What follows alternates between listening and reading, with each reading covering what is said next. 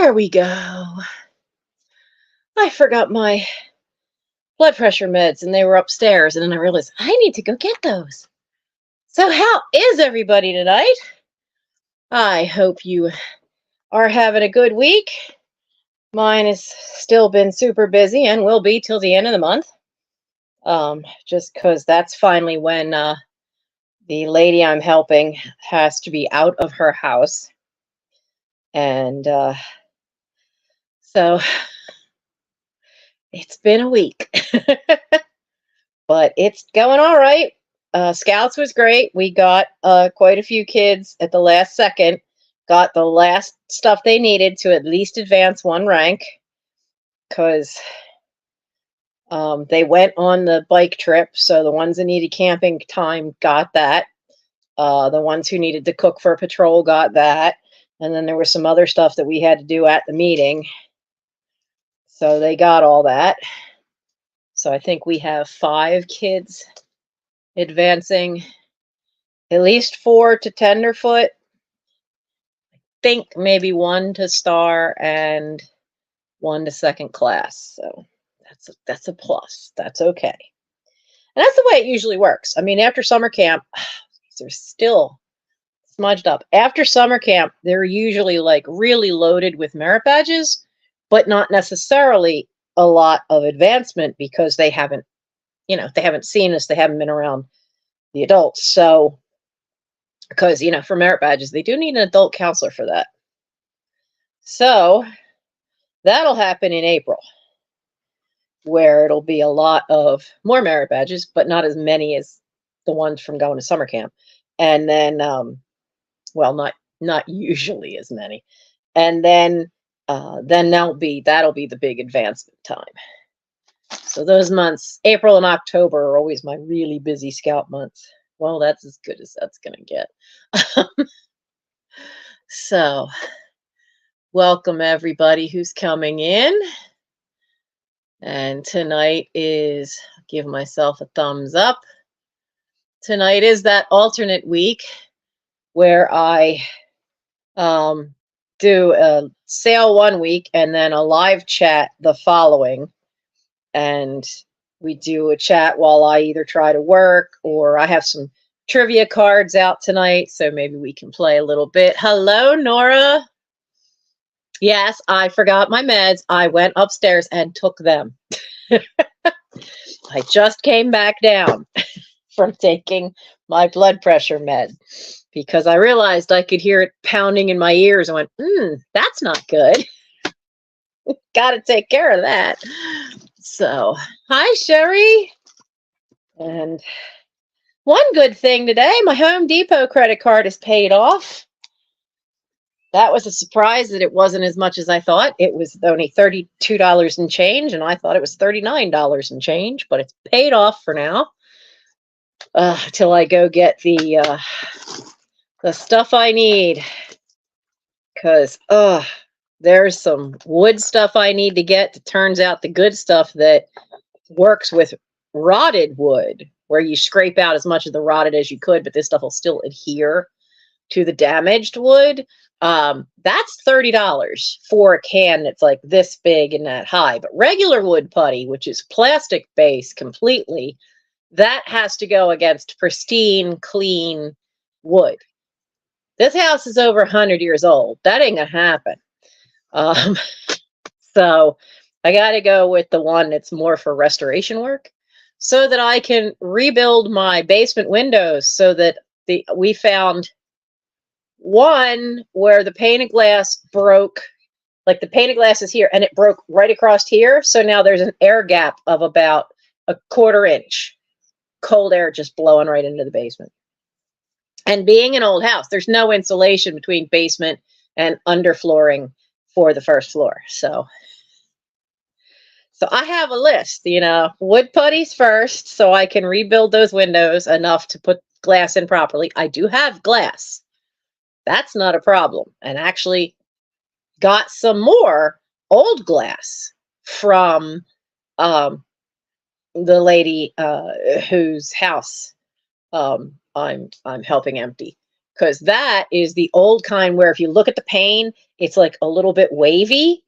That's what's on the front of the house. The original front windows are in the house. So the front of the house still has the 1911 windows. And and the basement windows, the ones that need repair are the 1911 ones. And so it'll be fun. I can put the same kind of glass back in. So that's on my blasted ants are back. It's gotten cold, so now I'm getting ants on my desk, little jerks. What was that? I think I heard a cat.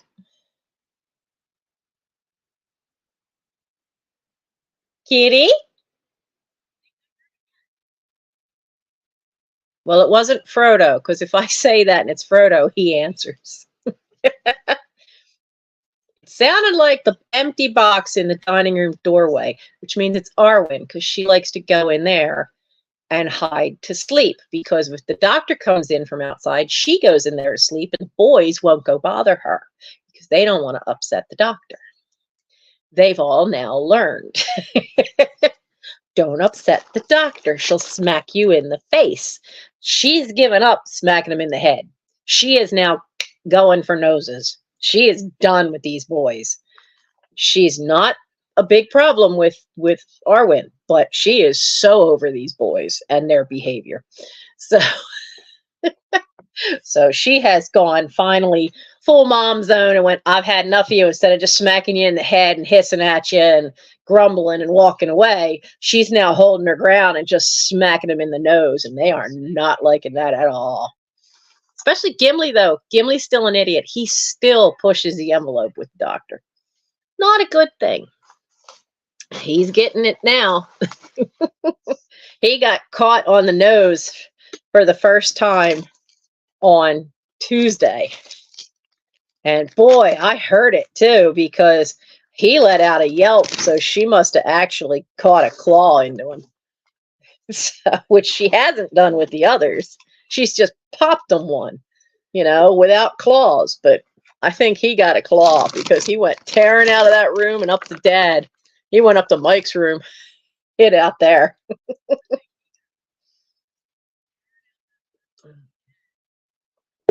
Oh, I hate these new lids.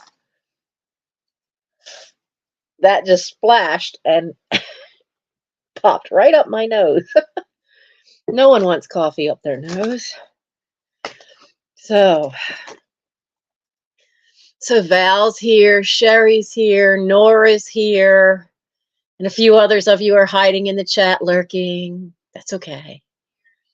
That's okay. If you don't feel like saying hello, that's all right. I did something I rarely do. I actually gave somebody a super chat today. It was only $2, but she's having a rough time.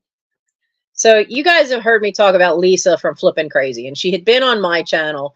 Next month, when things aren't so crazy for me, I'm going to be on her channel. We may do a jewelry sale together. She has been having sale after sale after sale after sale because they jacked up her rent. You even remember when last fall, a year ago, it started going across the news about people getting their rents jacked up by almost like 80% more. She's one of the ones that it was. And so she's been selling like mad because she had some vet bills for her baby, and it wiped out her reserves. So she's been having a lot of pop-up jewelry sales. Now her next scheduled sale is Sunday at 3 p.m. Eastern time. Now it's a variety sale, so it'll be some vintage stuff, it'll be some contemporary stuff, there'll be maybe some jewelry. Usually there's a little bit. There'll be old porcelain and glass. It's just a variety of stuff, because she does own an antiques booth. Or not own it, but she does have an antiques booth within an antiques mall. So she rotates some stuff from there through on these variety sales on Sunday. So I would love it if you guys could all just, even if you don't buy anything from her, just show up and give her a thumbs up, make a couple comments in the chat, say hi to everybody, and just, it would just give her a boost so much, because she is stressing out over everything. And I'm lucky in that I have to worry about the taxes, but I don't have to worry about a rent every month. And with Teddy having gotten sick, she's now hit that wall where she's trying to sell as much as possible to make the rent, because all that buffer that she had got eaten by vet bills. And we've all been there, because so many of us in this community have our little fur babies, and we all know how expensive vets can be. So she's got her darling little Teddy, and so if we could all, now I'm going to try to be there too, but I have a Zoom meeting with a Boy Scout about the trip in November, because it's his grandfather whose place we're going to, at 2:30. I hope to be able to wrap that up in half an hour and be there at 3 o'clock at the channel for Flippin' Crazy as well. And while I'm thinking of it, now remember, don't tell her. So Melissa, I know you're lurking somewhere, or else you're going to see this on the repeat. Melissa, don't you dare tell her. You keep quiet.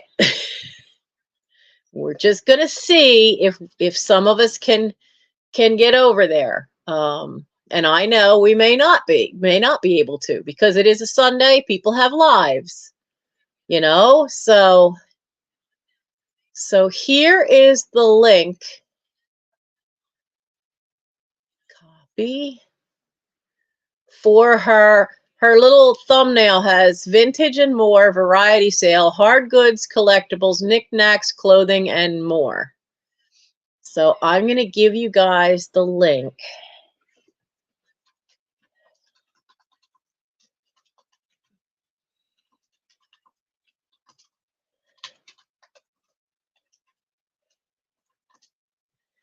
(3 p.m. Eastern). But she's was just so stressed out today, and she's having so many sales, but these jewelry ones are pop-up ones, so she doesn't always get a lot of people, and it's just getting to her right now, partly because she is stressed out so much. So I thought, wouldn't it be such a kind thing if as many of you as possible, if you have a chance on Sunday, just stop in, leave a comment, give a thumbs up, just say hello, just boost that number for her a little bit. You don't have to buy anything if you don't see anything you don't like. That I'm not asking you to do that. That's up to you if you see something you like. But let's just see if we can just show up and just give her a boost. Because she's trying to sell out of all this stuff because she wants to move. She's in Georgia and she wants to move north. But to do that, she's got to liquidate a lot of inventory. And then Teddy got sick. And that's, some of that buffer I talk about was, starting to build up the fund for the move-in money. And then it also was the buffer for, if she didn't sell enough 1 month, she still had buffer for rent. And that's now down, too far down. And I've been there. I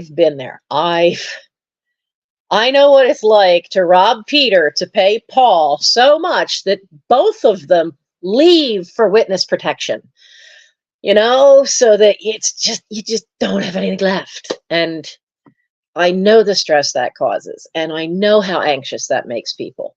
And I just want to try to pass on the kindness of just having a bunch of us just show up. So if you can, please, 3 o'clock on Eastern time on Sunday, put the link in, and that takes you to the thumbnail she did, so that it has the thing you can hit the notify me for the reminder. And let's see how many of us can show up during that sale and just, show up and boost her numbers. And today it was like, I just felt so bad because I've been there when the stress gets to you and you're still trying to do your job, but you're just so keyed up. So I gave her a $2 super chat. It's not much, but she just needed the boost, and it really just the difference for her mood that it just brightened her up so much. And I've been there. I think we've all been there, where it's just taken that one little kind word or act of kindness to really brighten us up. And if she's worried about trying to help me, get the cats all their shots, which still hasn't happened. And it's like, you got your own cats to worry about. Plus, you help feed with a couple other people. You help feed and trap, neuter, and release a colony. So you got a lot more cats to worry about than I do.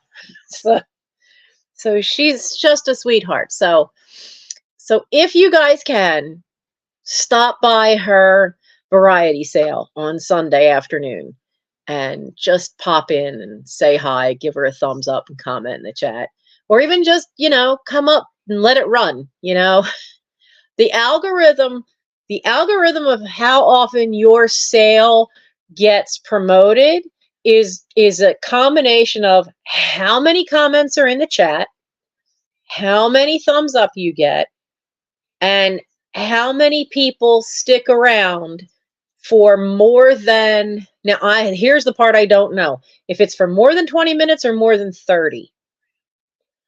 I don't know which one it is, but they all tie into the algorithm of how much they will boost YouTube will boost your live while it's happening and advertise it out. It's all some weird algorithm that I've watched a couple videos and they explained it, but I don't quite get how it all ties together. But that's what they look at. And when you hear us all say, leave a comment, that's the other thing. Once a video is up, once a live becomes a video, how many comments does it get? If it gets a lot of comments, then they assume there's a lot more, interest. So then they share that video out more.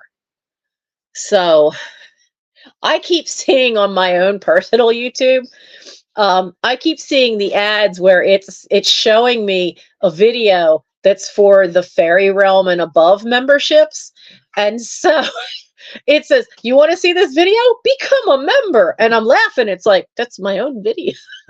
I know what's in that video. Oh, Val, thank you.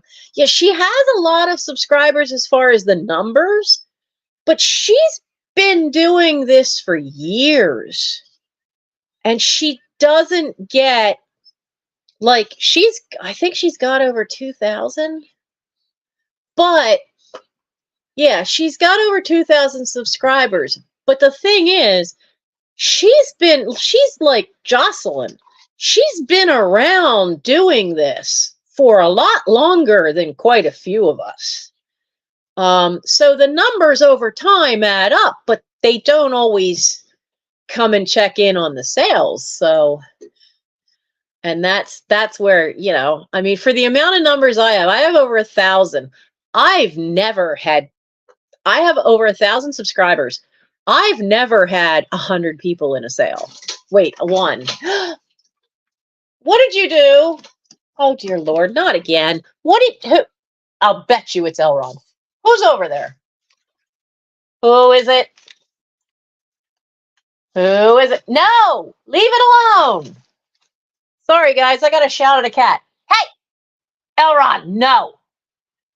The hell is wrong with you? It's a curtain. Yes, I see you. I'm looking right at you. No, stop it. For the love of God. Cat, cut it out. You're going to keep going until you pull that bar down on your head. I have wide windows, and trying to find curtain rods that fit these two windows is a nightmare. And he's got the curtain rod bent like there. There it went. Serves you right. Oh, come you meow at me. Serves you right. He just pulled the curtain down on himself. Now I've messed up my pillows. This is a beautiful chair, but that seat, yeah, you guys are getting quite the view. So, oh, Robbie, thank you. Yeah, that gives her 2 more, which is great. However, I'm not going to hit my goal. Remember, my goal was to hit 1,200 by next Wednesday for the birthday sale. Well, I don't think I'm going to make it. I'm pretty sure I'm not going to make it because I'm only at 1,162. And I was hoping and I was trying to get me to, so I would be 1,200 by my birthday, which is the 27th. And we didn't get there. But I have 12 new subscribers, so I'll take it. I'll take it. I'm happy. I'll take it. I have 12 new subscribers, so I'm okay. So I'll take it. How many of you saw the video that I posted about why I sometimes don't?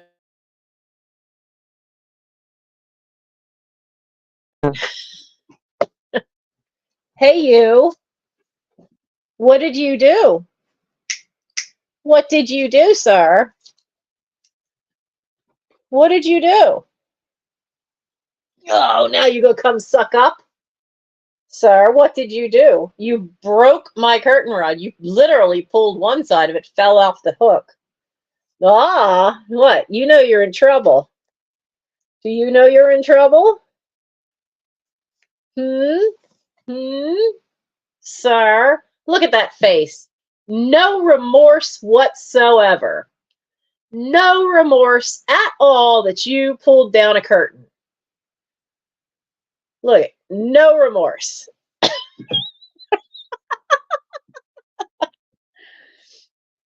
That hallway though looks so much better having all the loose wallpaper is now off the walls. Yeah, the walls look like crud because the frame of the house is oak. Oak will stain stuff. Once water hits it, it starts pulling the tannins. That's why whiskey has the color it does, because it's always put in oak barrels. And that coloring is the tannins from the oak coloring the alcohol. That's why whiskey has that nice golden color to it. Well, that's what the staining is in the plaster.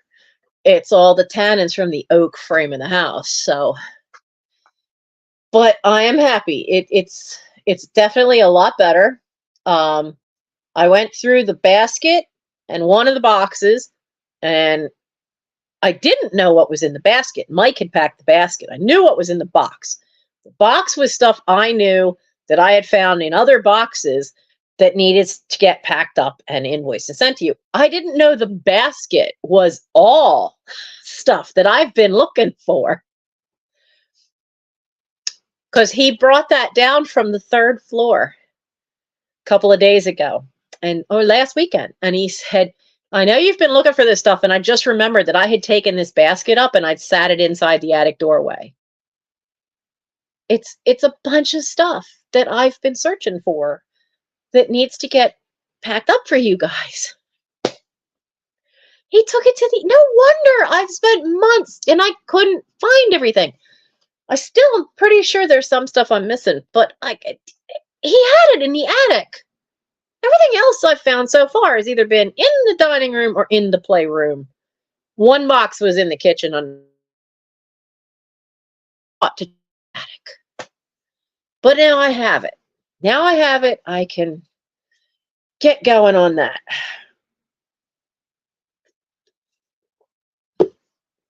I have the weekend off from the cleared out.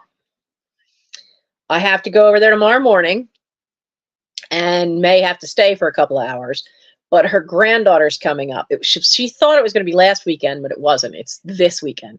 So once her granddaughter's there, then she'll have her granddaughter help her all weekend, and I don't have to be there, which is good because I've got Scout stuff to get into Scout Book, into the computer program. I have to send some emails to the gentleman whose acreage we're staying at in November, and then I've got to figure out a permission slip, get that stuff done, and I've got packing. I want to pack. So with any luck, that's what'll happen. Now I hope to do some packing while we're playing trivia tonight, because I've got several things to go out. And yeah, Robbie, you've been subbed to Lisa for years. Yeah.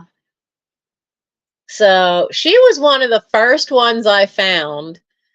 I've been following Curiosity Inc. and Crazy Lamp Lady for a couple of years before I seriously got into doing, when I started looking around and thinking about going and creating my own channel. Then I found Misty, and I found Jeffrey, and then I found Trisha, and I found Katie from Vintage and Vinyl. And I reached out to all of them about, you know, the ins and outs. And now I didn't hear back from Jocelyn, but I was out at that same flea market and I heard the laugh, and I introduced myself to Andrew.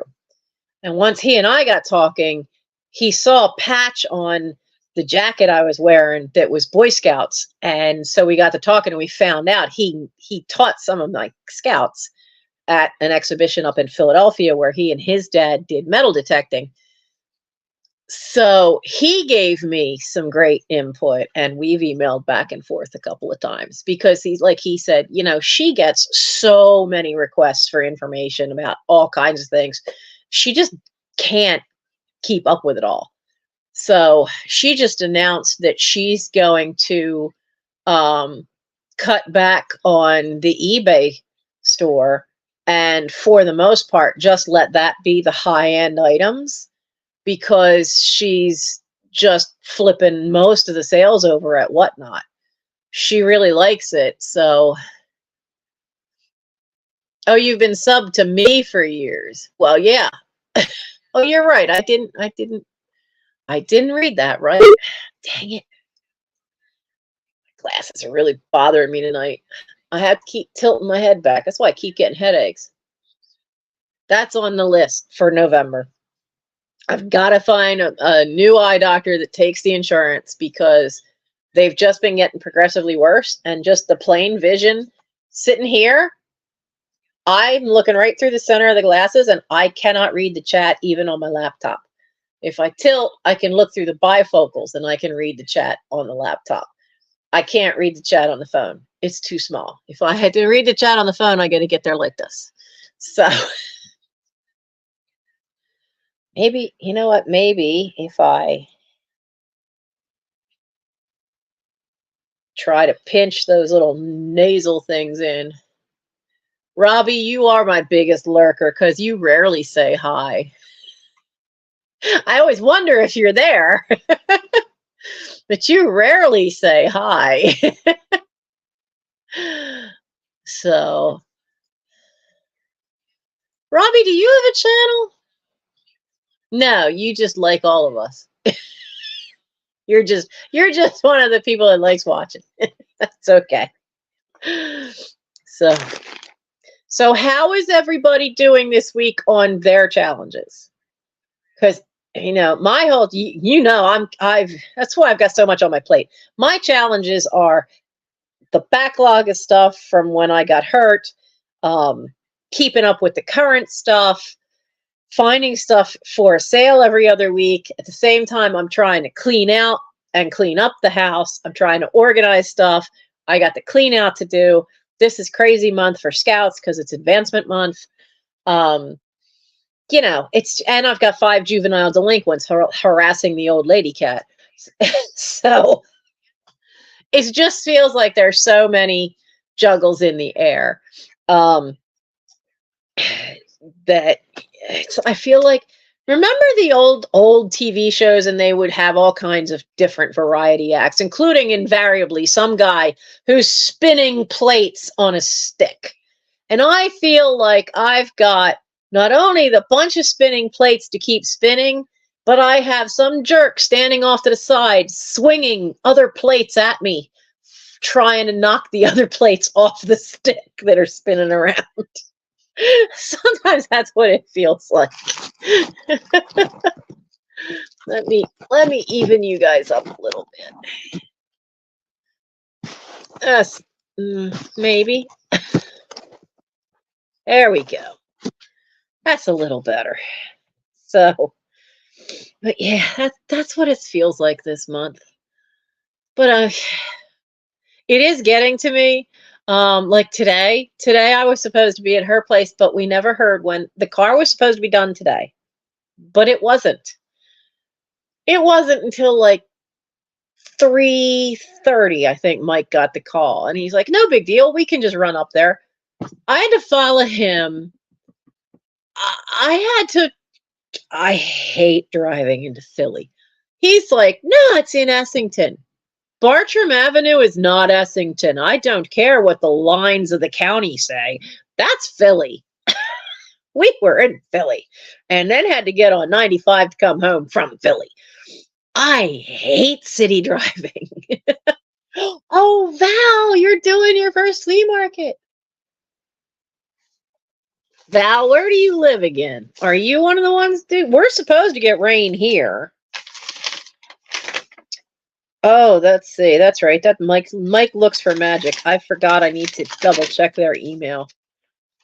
Because here I am looking for Val. You'd think I'd have addresses memorized, but I don't, because I'm dyslexic with numbers, so I'd never trust memorizing anybody's address. I always have it all written down. Mike's dyslexic. Oh, you're in New York. Yeah. I think you might get the rain, but aren't you going to get it later? Doesn't it hit me first in Philly? So, yeah, I think you're right, Robbie. On occasion, we all feel like that, but I've been feeling like that this entire month. And it's only, It's only the 19th going into the 20th. Got what?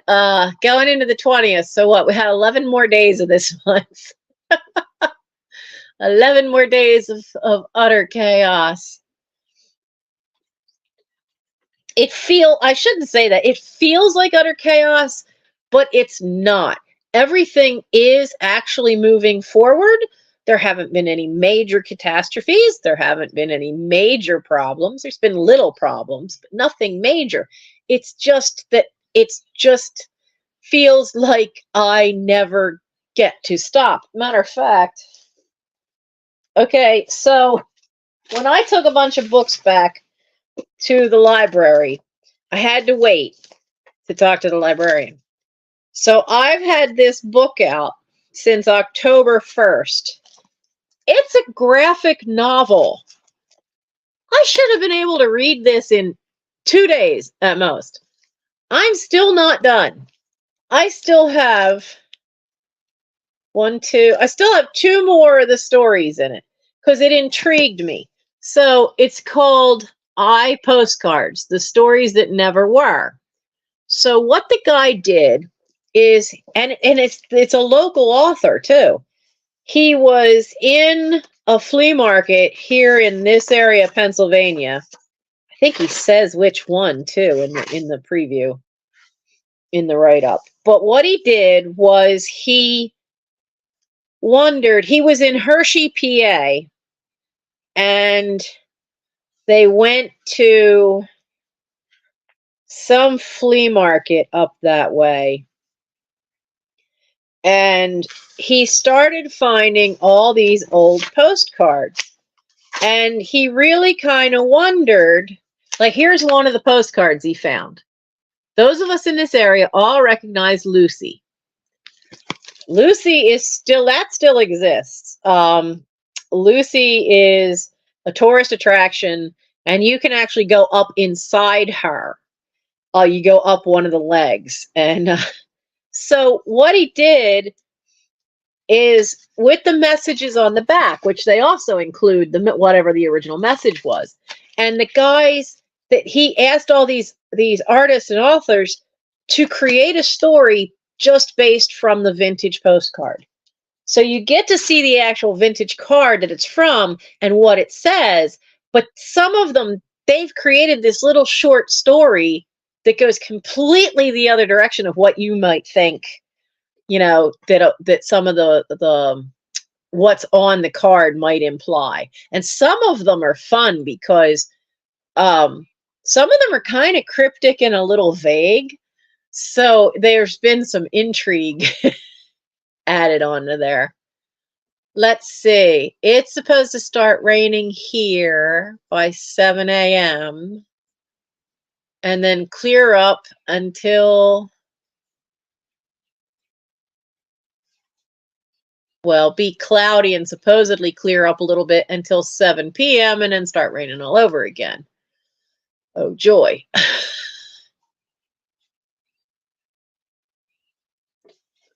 What are you doing? You guys slept too much today. You really did. So Val, check your local. Yeah, cross your fingers. Do you have any kind of tarp or something you could just throw over the table if it starts to rain? I would recommend that. Having done that. But yeah, that book is so much fun and it's so intriguing. But I never take that long to read a graphic novel. Yeah, a tarp is your friend on these things. So, so hopefully tomorrow morning I could like get a cup of tea and read the last two and get that book dropped off tomorrow and get that out of here. So, I'm also have to see. I know I had an auction end tonight, and I'm looking to see what it's sold for. No, we want all orders. Have they paid yet? No, they've not paid yet. So I don't actually have to pack this, but I think I will prep it. So I got $10 for some, this is gonna sound so bad. Well, I got $10 for old underwear. It sounds horrible. Anyway, Mike bought some Calvin Klein underwear and he tried one on. And of course, being the kitty that he is, he immediately like ripped open the bag in a way that just, you were never putting it back in that bag. Threw it away, tried one pair on, did not like them. They weren't the right size. He didn't know what he'd done with his receipt. He didn't know. So he just kind of like shoved them in a drawer and then he pulled them out again and was going to put them in Goodwill. And I was like, these are Calvin Klein. They look brand new. He goes, well, they are. I tried the one on and they just don't fit right. They're too small. I bought the wrong size. So I washed them and I prepped them. And literally only one was tried on once and he didn't like it. He said he wore it for about an hour. That was it. And he washed it. Well, I went, okay. But I went ahead and washed all three of them anyway, laid them out, took a picture, and I got $10 for them. So I need to wrap these in plastic tonight.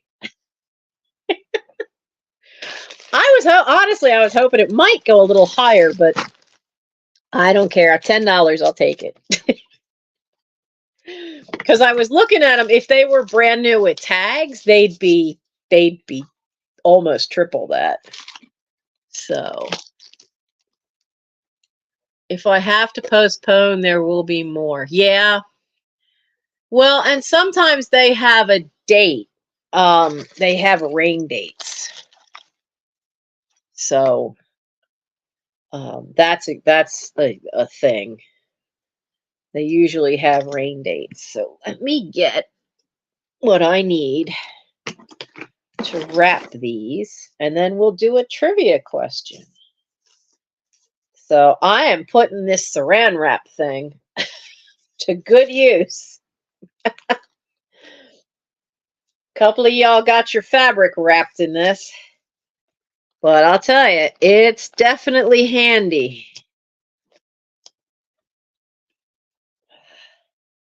I do kind of wish I had a roller for it. So we go this way.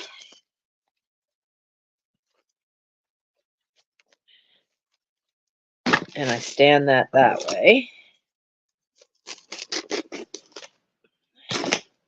Press that down.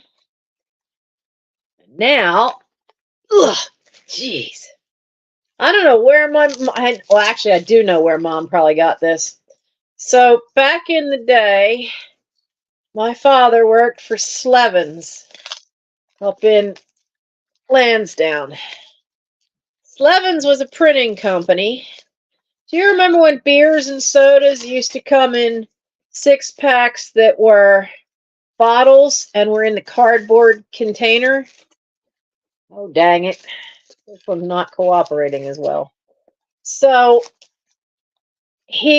that's what they made.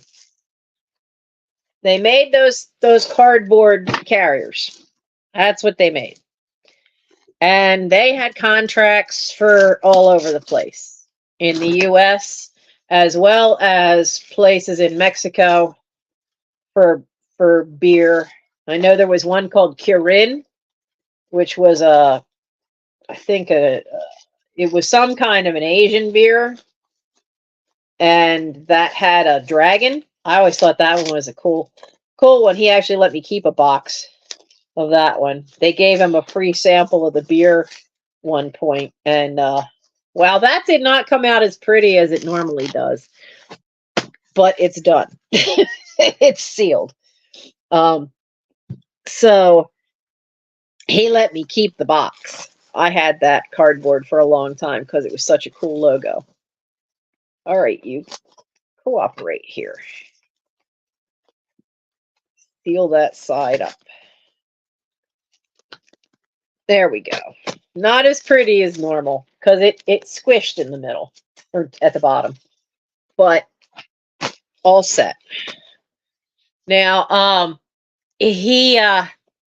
one of the things they would do is they would bale these things together, and they'd have these huge bales, and then they'd have to shrink wrap the bale on a pallet before they sent it. And that's what that's from. It's an old thing like that. So it's been in our pantry along with a massive thing of cellophane rolls, which I practically gave away. I said $5 if you can carry it. And it went within an hour on Facebook Marketplace, my most successful Facebook Marketplace. And I probably should have charged more, but I wanted it gone. I could not move it. I could not lift it. And this was before I got hurt. A woman and her daughter who had a side business in their house of making gift baskets. They would go buy all the stuff that you wanted in the basket. You had a list of options, and then they would create the whole thing and wrap it in nice cellophane wrap, and then, the big bow and all that. So for them to find this really wide cellophane, a huge industrial roll of it, they were thrilled, and the price was right. $5, she's like, and I went, well, as if you two think you can lift it. And I had to have them come into my house to the pantry, and they made it from the pantry to the front porch, and they had to stop. From the front porch down to the 2 steps to go down to the sidewalk. And they had parked a little further down, and she says, I think I'm going to go bring the car further up.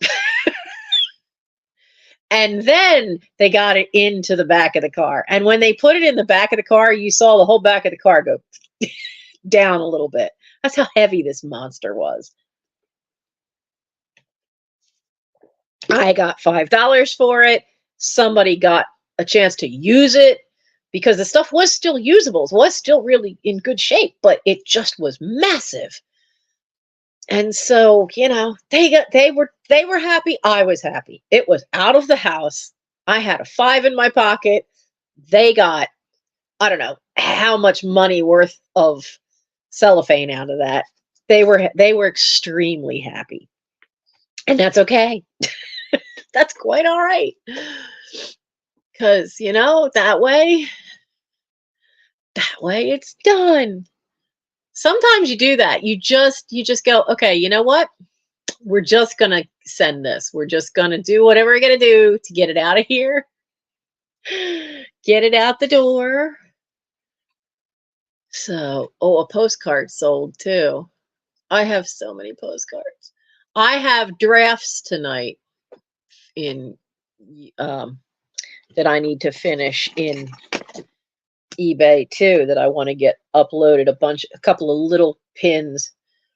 So let's see. So for trivia, what question do you want? TV.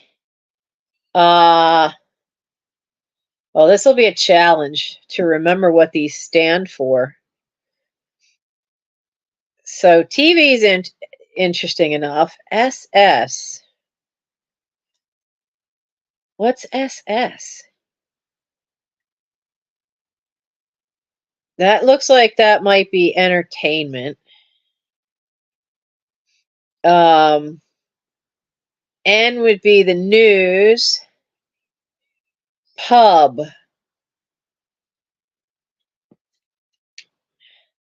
That's that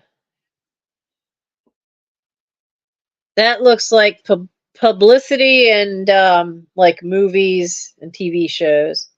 Or no, movies. Literature. What city? That's a literature? That can't be literature. Nope, that's not literature.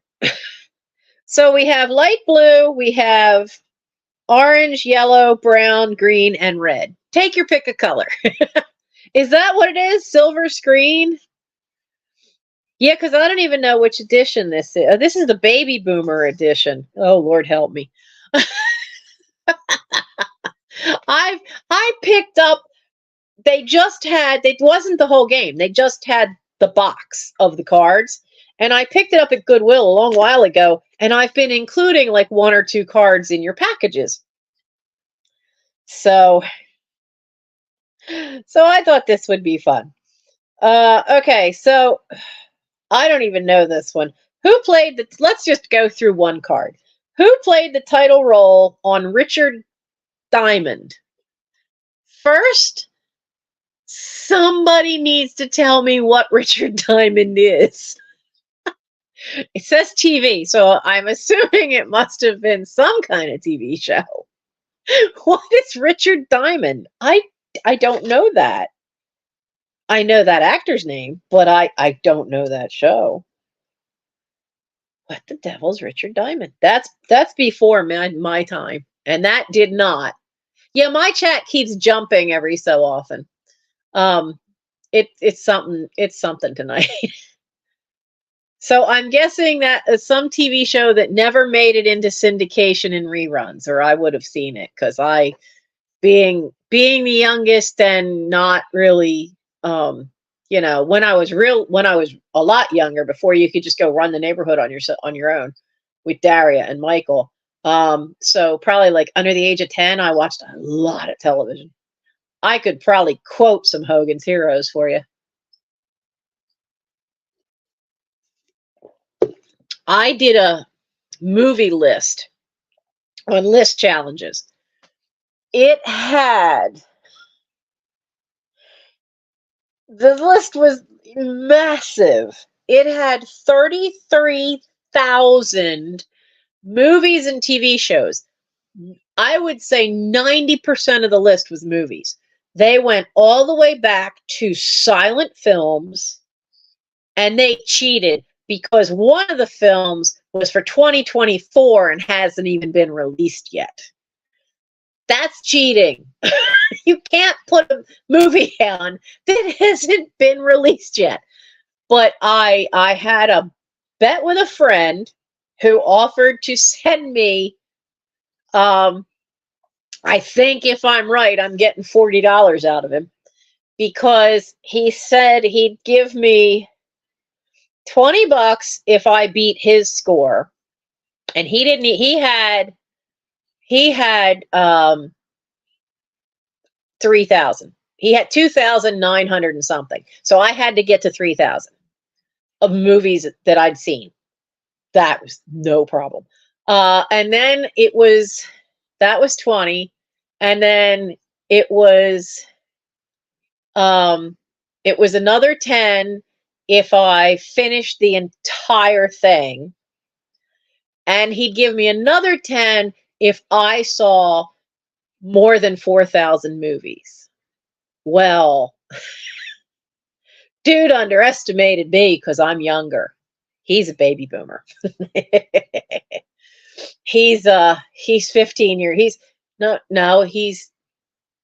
the same age as my sister, so he's 14 years older than I am. And I just took him for $40. He's going to send me the check. And I know he's good for it though. So so I had 4,500 and some. But I knew so many Westerns.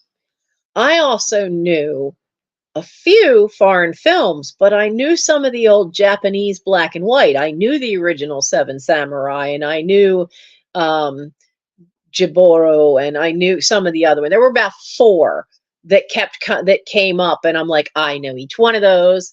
I know Rashomon, the old black and white.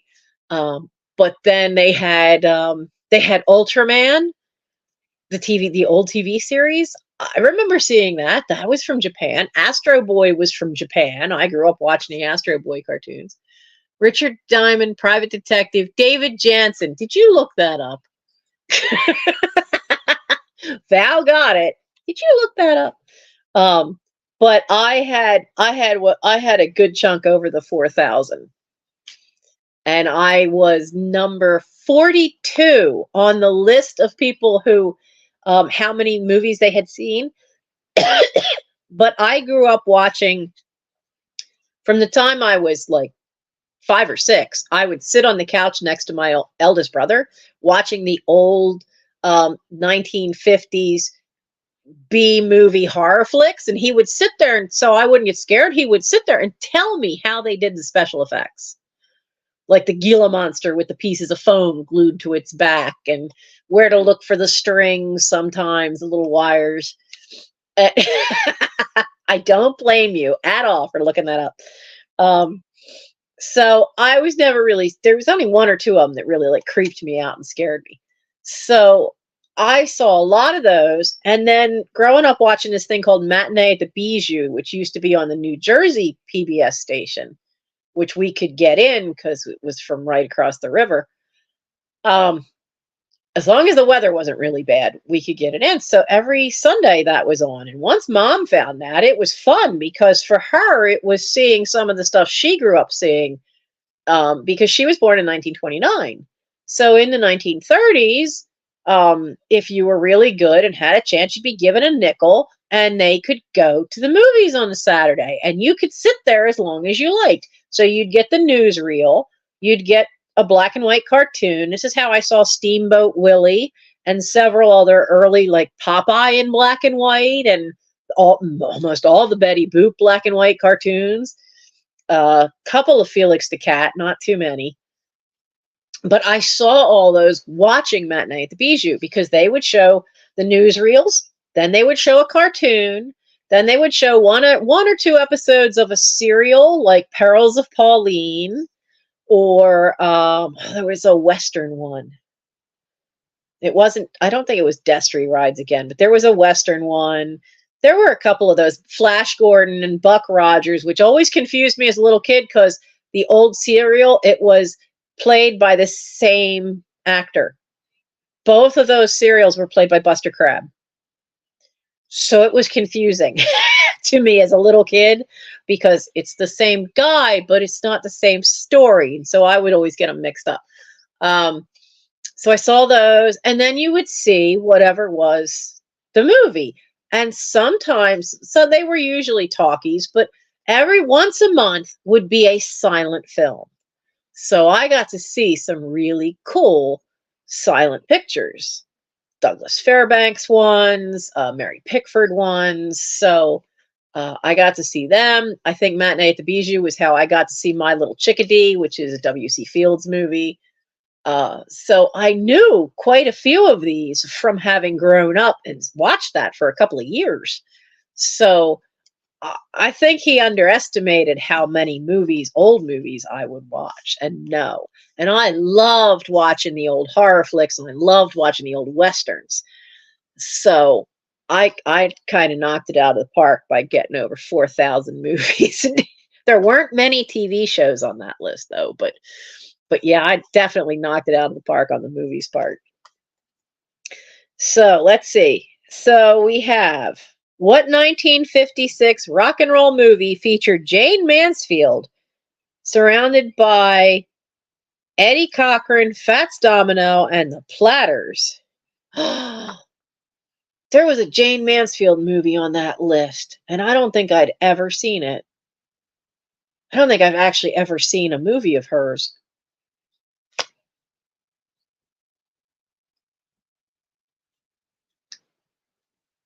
Yeah, this was the one that was on that list. Okay, anybody have a guess? Does anybody even remember Jane Mansfield? Did you know her daughter was was the lead actress on the TV show SVU? What was it? The Special Victims Unit? One of the first of the SVU TV shows. Her daughter was the lead, the real tall auburn-haired woman. That was her daughter. So the movie is The Girl Can't Help It. Oh, here's one you guys might know. What emblem did Wonder Woman adorn her ample chest with? You know, a man wrote that question. A man who had no idea that Wonder Woman was around long before Linda Carter put that outfit on. Geez, she started back in what? Didn't she start as a comic book back in the 40s?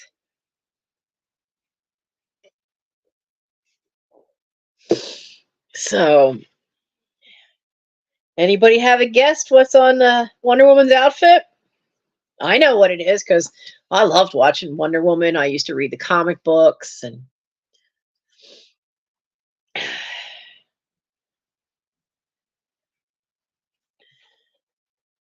nobody's going to guess at that one.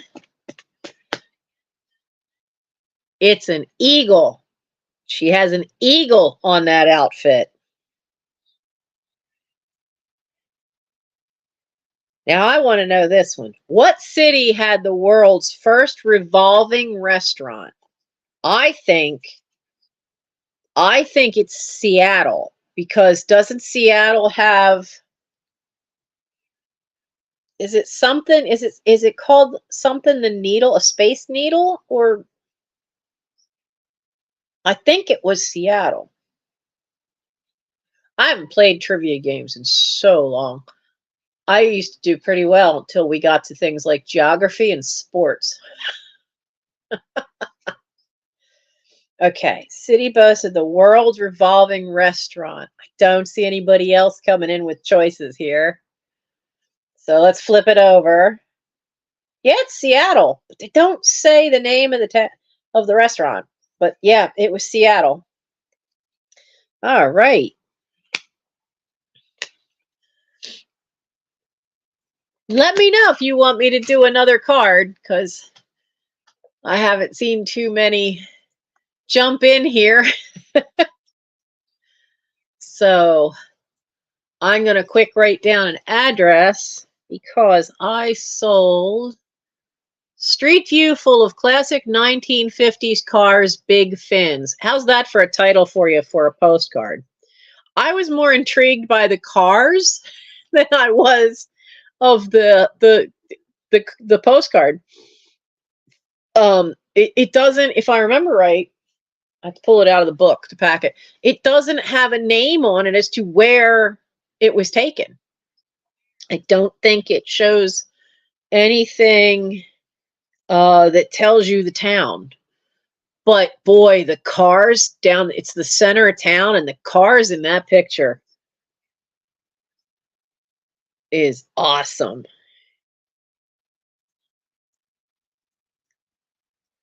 I'll show it to you in a second. Show you what sold. So it was, that's not the ID number I need. I need the eBay number. I'll find that later.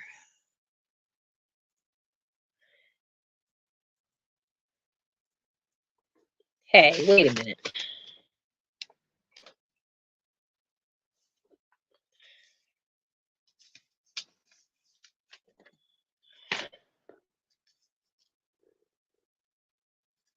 Have I sold to this guy before? It sounds familiar.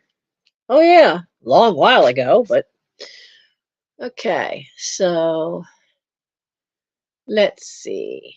This little postcard is going to Staunton, Wisconsin.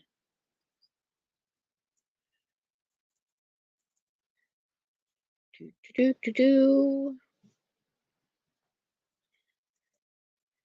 Ghton. Here's the part I got to be careful of. Zip codes.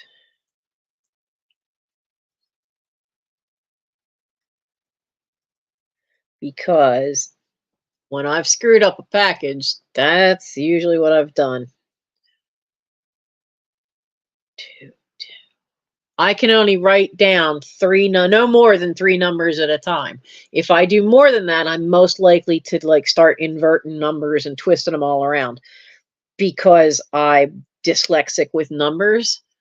I've worked hard on that because, you know, I'm the generation where you didn't get you didn't get tested for diddly. Okay, so the tax was 28. I kind of like this new thing that they have. When you look at the order thing on eBay, if you look to the right and scroll down a little bit, it says what you earned. This is new. They didn't have this until, I think they rolled it out sometime during the summer. Or at least that's when I noticed it. But it says what you earned, and it gives you the order total, and then it subtracts what eBay, it subtracts the sales tax and your transaction fees, so you can see what your actual net was on what you made off of that. So that's nice. I like that. Hello, Bonnie. How are you? So while I'm thinking of it, let's get it. This is all, well, almost all full of postcards. These are ones I've got to get listed. Most of these pages have ones I got to get listed. And in the front are the ones I had listed. This is the one that sold. Look at those cars. Look at all the big fins on those cars. Isn't it cool? That's why it had the goofy title that it did. You know, Street View, 1950s cars, big fins. But it sold it. It sold it. I'm happy with that. It sold it. Now, let's see if it will fit in here.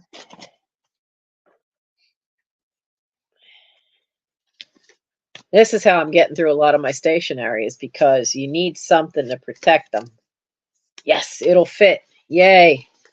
All right, so I can write that up later. We will sit that right there with the other one. It's got to go. And well, there's my pink pen. I don't like the pink one, but so this one's paid and this one's paid. My last mini advent calendar also sold. So I need to get that packed up. They were free. There's no cost of goods for that, so That's a bonus. There's a lot of stuff here where, you know, there is no cost of good. No cost of goods because, you know, I inherited it. The postcards, though, that particular postcard would have cost me. Most of the postcards I've been selling have cost me anywhere from 87 cents to $1. So when I sell them to you for just $1 a piece, some of them I'm breaking even, because the last batch of postcards I got, they're all ones that were used, and that batch ended up being $1 a piece because there were holiday ones in there.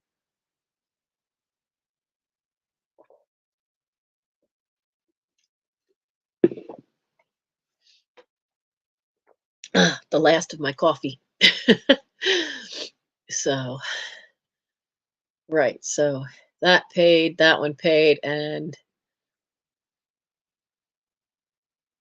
why is it asking me to send an invoice? That doesn't make sense.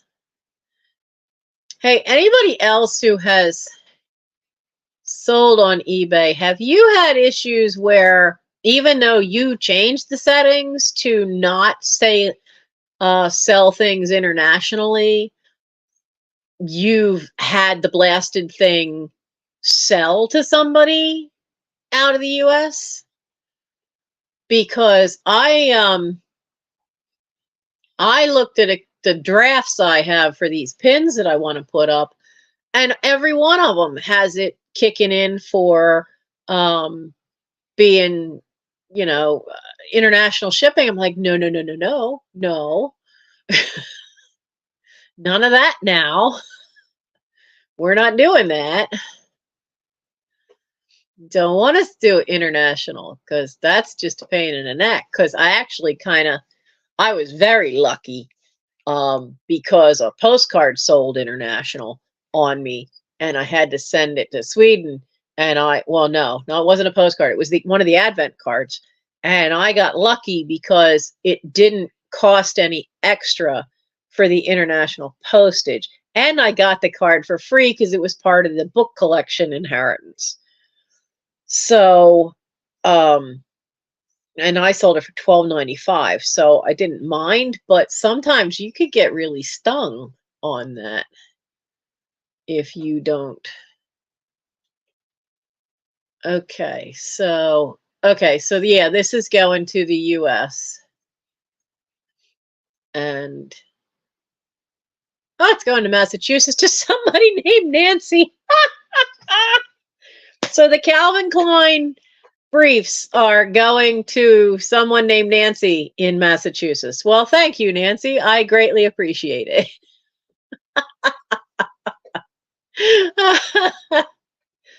Oh, that's funny. That is funny. I do appreciate that. I don't often sell things to somebody with my own name. And I see Jennifer has popped in. Hello. Jennifer, don't you have a channel? Do you have a channel? I think Jennifer has a channel. I'm trying to remember. And no, let me hit. I want to hit the dot so it says go to channel, but I keep getting the icon things popping up in the way.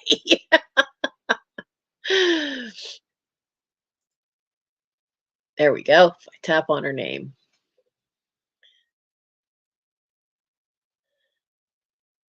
I thought so, but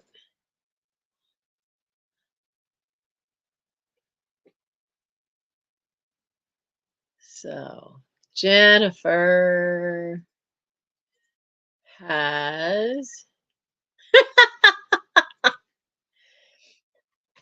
Well, honestly, I think I see you more at Johnny's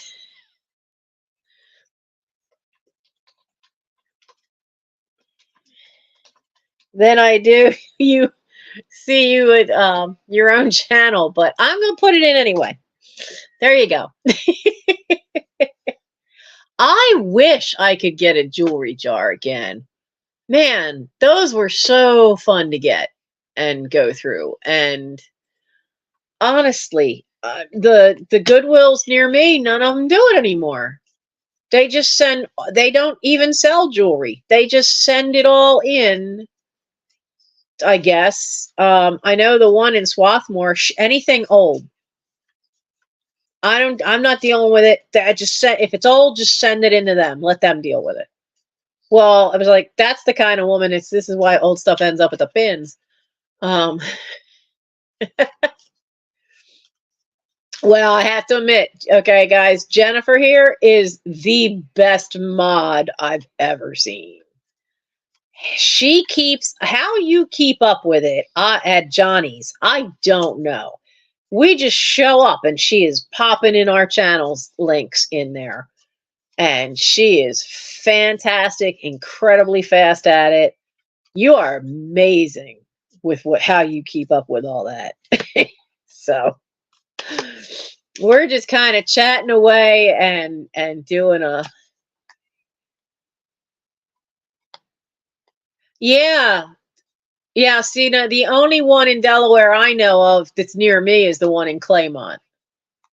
And they don't have them anymore. And I used to be able to go into the Swarthmore one and get, well, the best place they closed. There was one, a big Goodwill in Booth Wynn, Chichester area, and they closed that one. And man, I'd find great stuff in there. And that just left me with either drive to Claymont or drive to Swarthmore. And they're both about the same distance away because, yeah, I got to hop on the 95 to get to Claymont, but with all that, there's no good, easy way to Swarthmore. It doesn't include a bunch of traffic lights. And the one in Swarthmore, man, she don't, if it's old, just send it on. You can't find anything old in there. Rarely do you find anything vintage in there.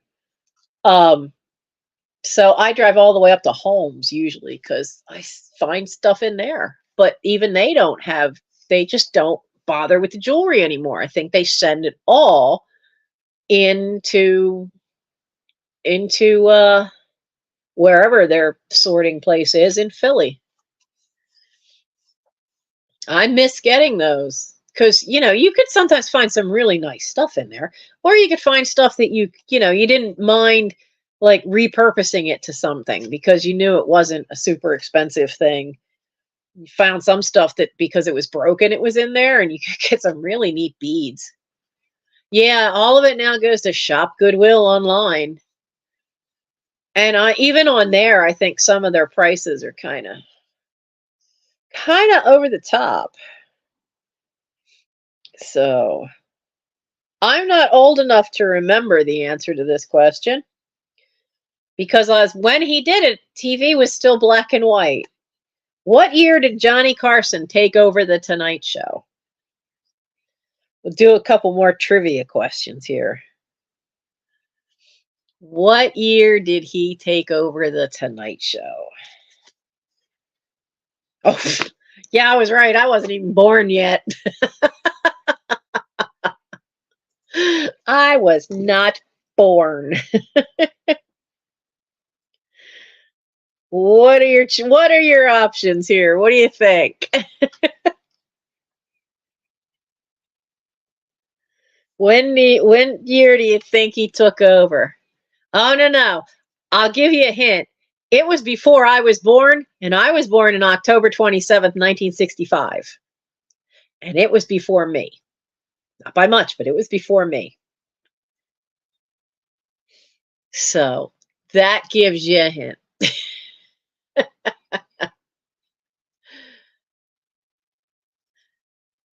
Yeah, you're totally guessing. Don't blame you.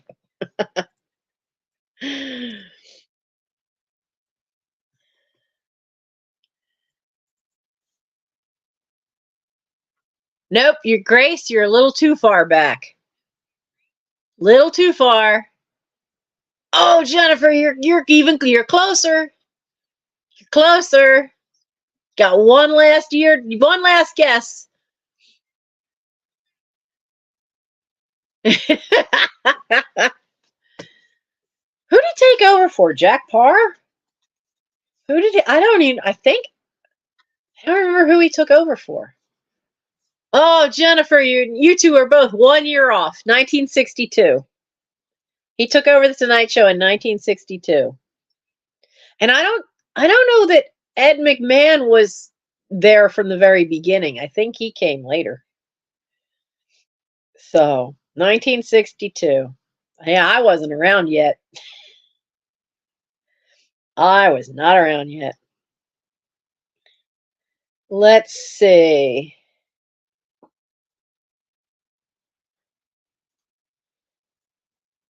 Well, this one's too easy.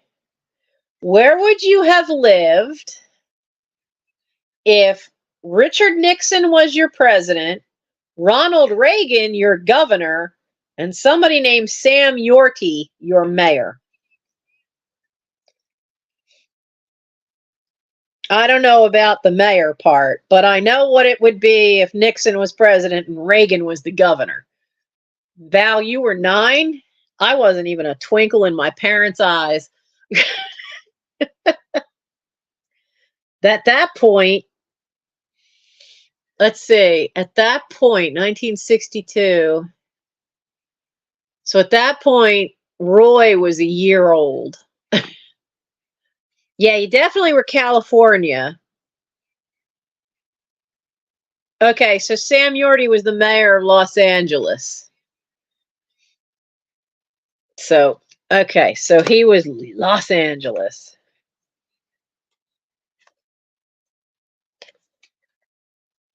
All right. I got to know the answers to this one because I just have to. What U.S. president claimed, "I would have made a good pope"? Who would have had the audacity? I'm thinking not Kennedy. Thinking definitely not Kennedy. Though he's the first one I can think of that was Catholic, which I've read about that caused a fuss because he was Catholic.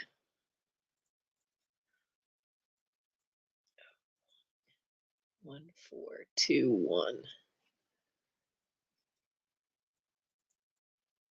Okay. All right, let's see who it was.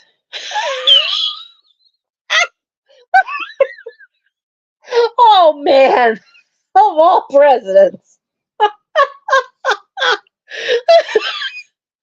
Tricky Dick. I am not a crook. It was Nixon. No, I would have thought of him too. But no, it was Richard Nixon. This is the baby boomer edition. not current events. Oh wow. I never would have expected that to be Nixon. Wow. That's yeah, no. That's not one I ever would have expected it to be.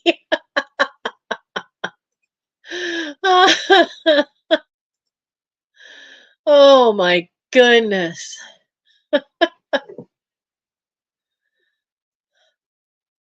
Oh, darn. I just looked at my email and, oh, your bid of $1 has been outbid. Yeah, I kind of figured.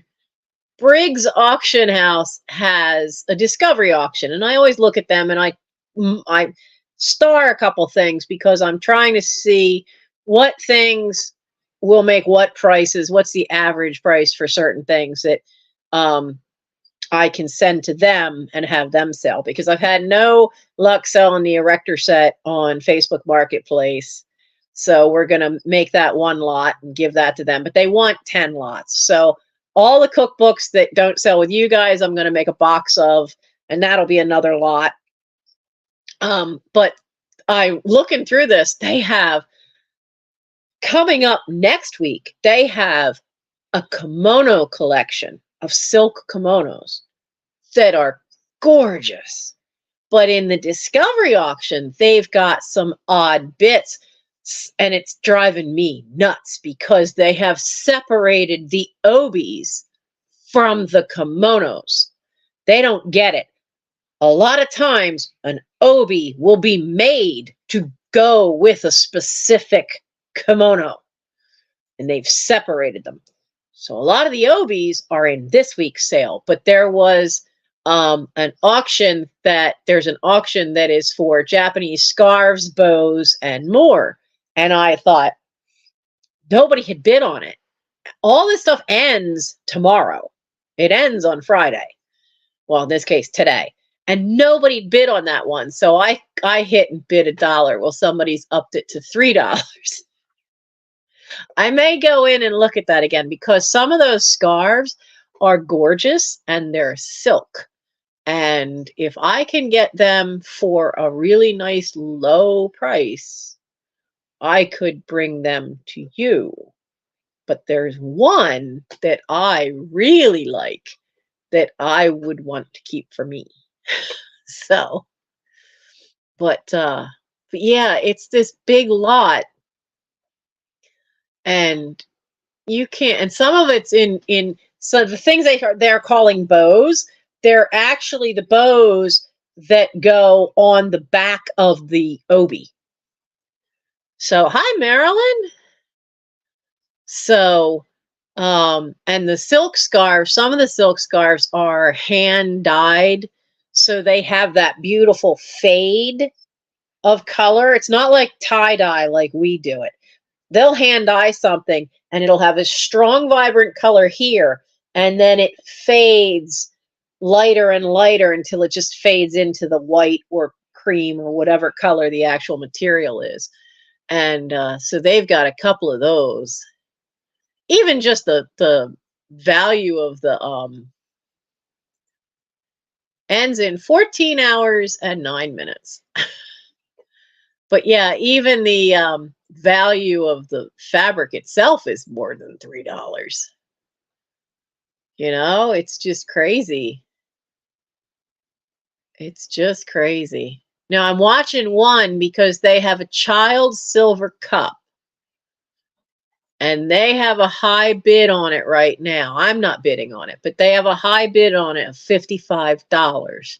Now I have a child's silver cup. Now, I also have my parents' silver cups.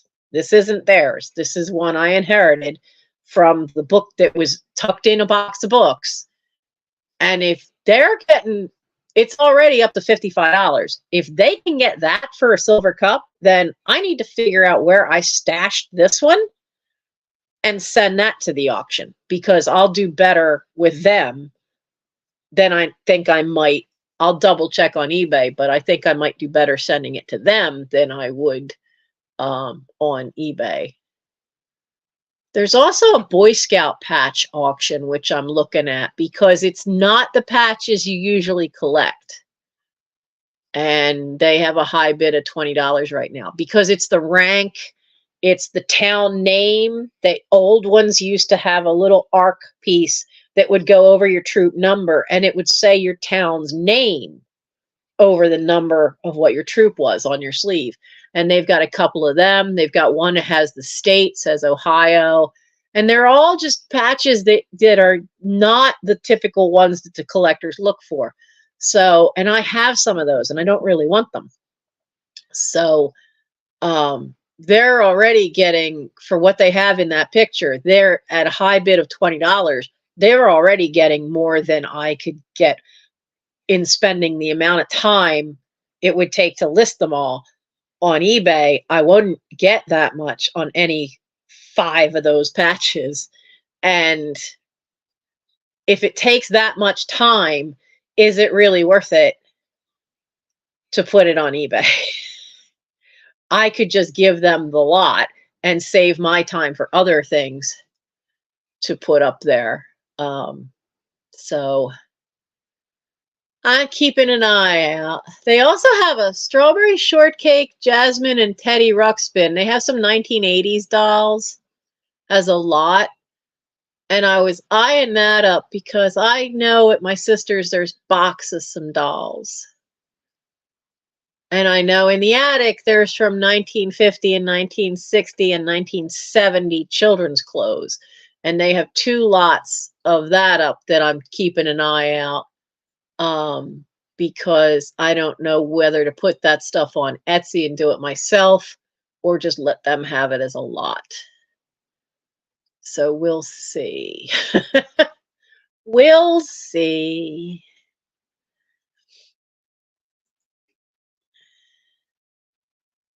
But it is a way of learning. Now they have 5 boxes of vintage Christmas ornaments, and I looked at the one box and went, I have that in my attic. That's up to $75. That's definitely going to go higher. Absolutely going to go higher. But it's just a way for me to learn what their market is so that I can see what is worth it for me to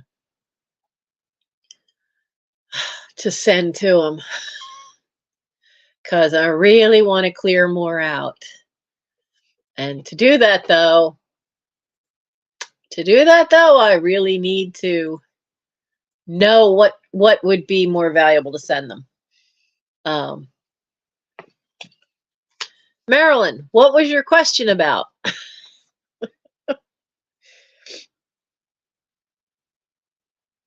Oh, here's one. I know this one. I have this album. It is the jacket for it. The cover is beat to death. What child star picture appeared on the cover of the Sgt. Pepper album? I know who it is. There's a lot of faces on that album. I know there's Marilyn Monroe's on that album cover. Charlie Chaplin's on that album cover. There's a lot of names on that album cover. But there's a child star.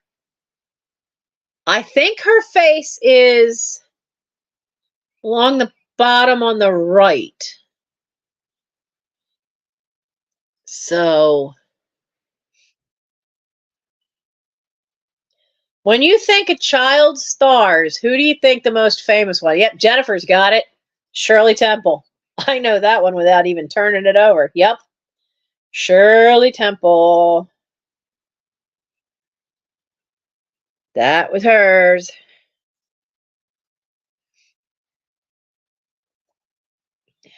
Let's see. Where's another one?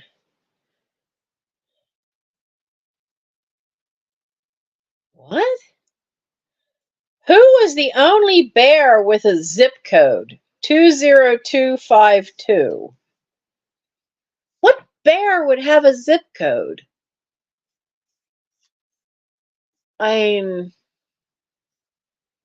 maybe Yogi? What do you guys think? Do you think Yogi Bear had a zip code? Because wasn't he at Yellowstone? Or did they call it? They called it something else, didn't they? Oh yeah, you used to look at the. So did I. I used to look at that album cover a lot. Yeah, I think it's got to be Yogi. Nope. Nope. Because wasn't Yogi's wasn't it Jellystone? Oh, separating the obies from the kimono. Yeah, that's just stupid. That drove me nuts. And the kimonos in next week's sale are just glorious, but none of them have the obies with them, and they have a couple of wedding kimonos.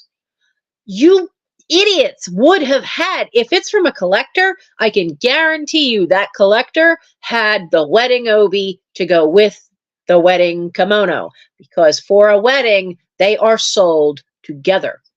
Smokey, you got it. Smokey the Bear. Smokey the Bear. So let's see. What's another? Let's try another one. Let's see. Oh, I know the answer to this one. Honestly, I think that TV show holds the record Baloo. I didn't know the jungles had a zip code. So what series spawned Maude, Good Times, and the Jeffersons?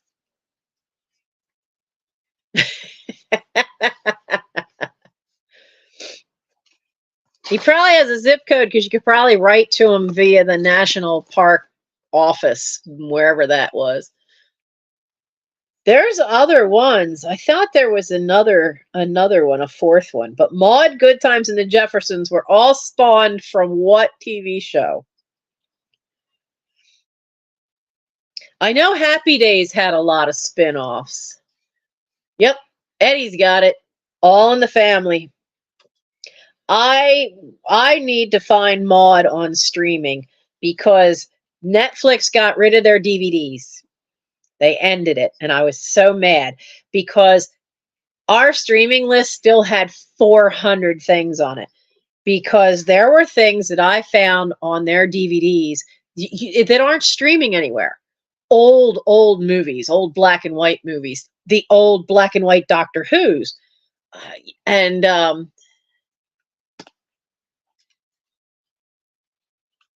well, they they can be bought separately, but from what my Aunt Michiko told me, that a wedding kimono was often sold with them together because you wanted them to match to a certain extent for the wedding ones.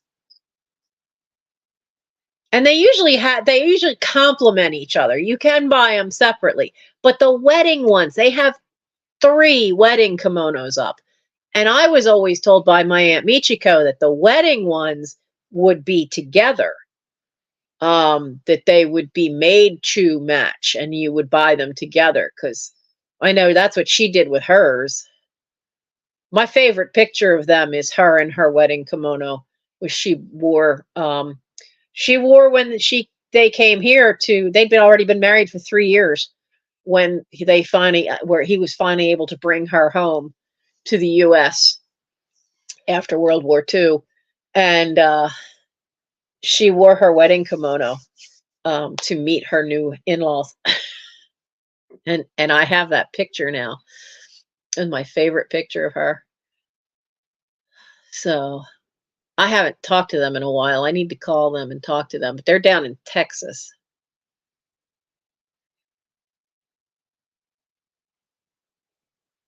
Oh, as well as wedding kimonos. Now, see, well, maybe it's an age thing because she is in her 90s now, and maybe in her time before World War II, they would have been done together because there's a lot of cultural change that's happened since then. They met because my uncle was sent as a 19-year-old, sent as a photography detail into Hiroshima to photograph the devastation. And they met at the hospital because they both had radiation poisoning. And the hospital was a U shape, and there was a garden in the center. And they encouraged the people who were well enough to walk a little bit to walk around in the garden because it's important to heal the spirit and the mind as well as the body. And that was how they met. And he was 19 and I thought she was a year younger. But I found out, no, she was 20. She was a year older. And the only reason she's alive is because she had been going to college and the college was within the blast zone and she was homesick. And Hiroshima wraps around the side of a little bit where they were, wraps around the side of the mountain where they had lived. So they were kind of protected a little bit from the blast. So they're in their 90s now. That's my mom's younger brother. But her sister's still alive too, my mom's sister. Okay, for you rock and roll people, thank you, Gabby, for letting me know. For you rock and roll people, What did Jefferson Airplane rename themselves as?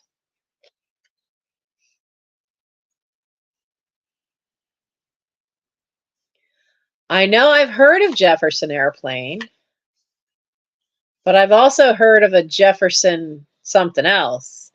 I didn't know they were the same. Now you really can tell I'm Gen X. First year Gen X, but Gen X. Yep, Jefferson Starship. I, for the longest time, thought they were two different groups because I didn't know. I didn't know any better.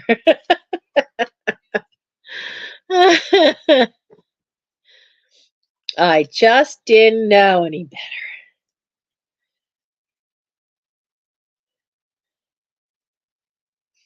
We are not doing a Playboy interview question. That might get me in trouble. Oh. Yeah, what were Mike and I listening to today? Some song came on the radio. Oh, and I'm not thinking we're driving somewhere and he's doing the driving. Where are we going?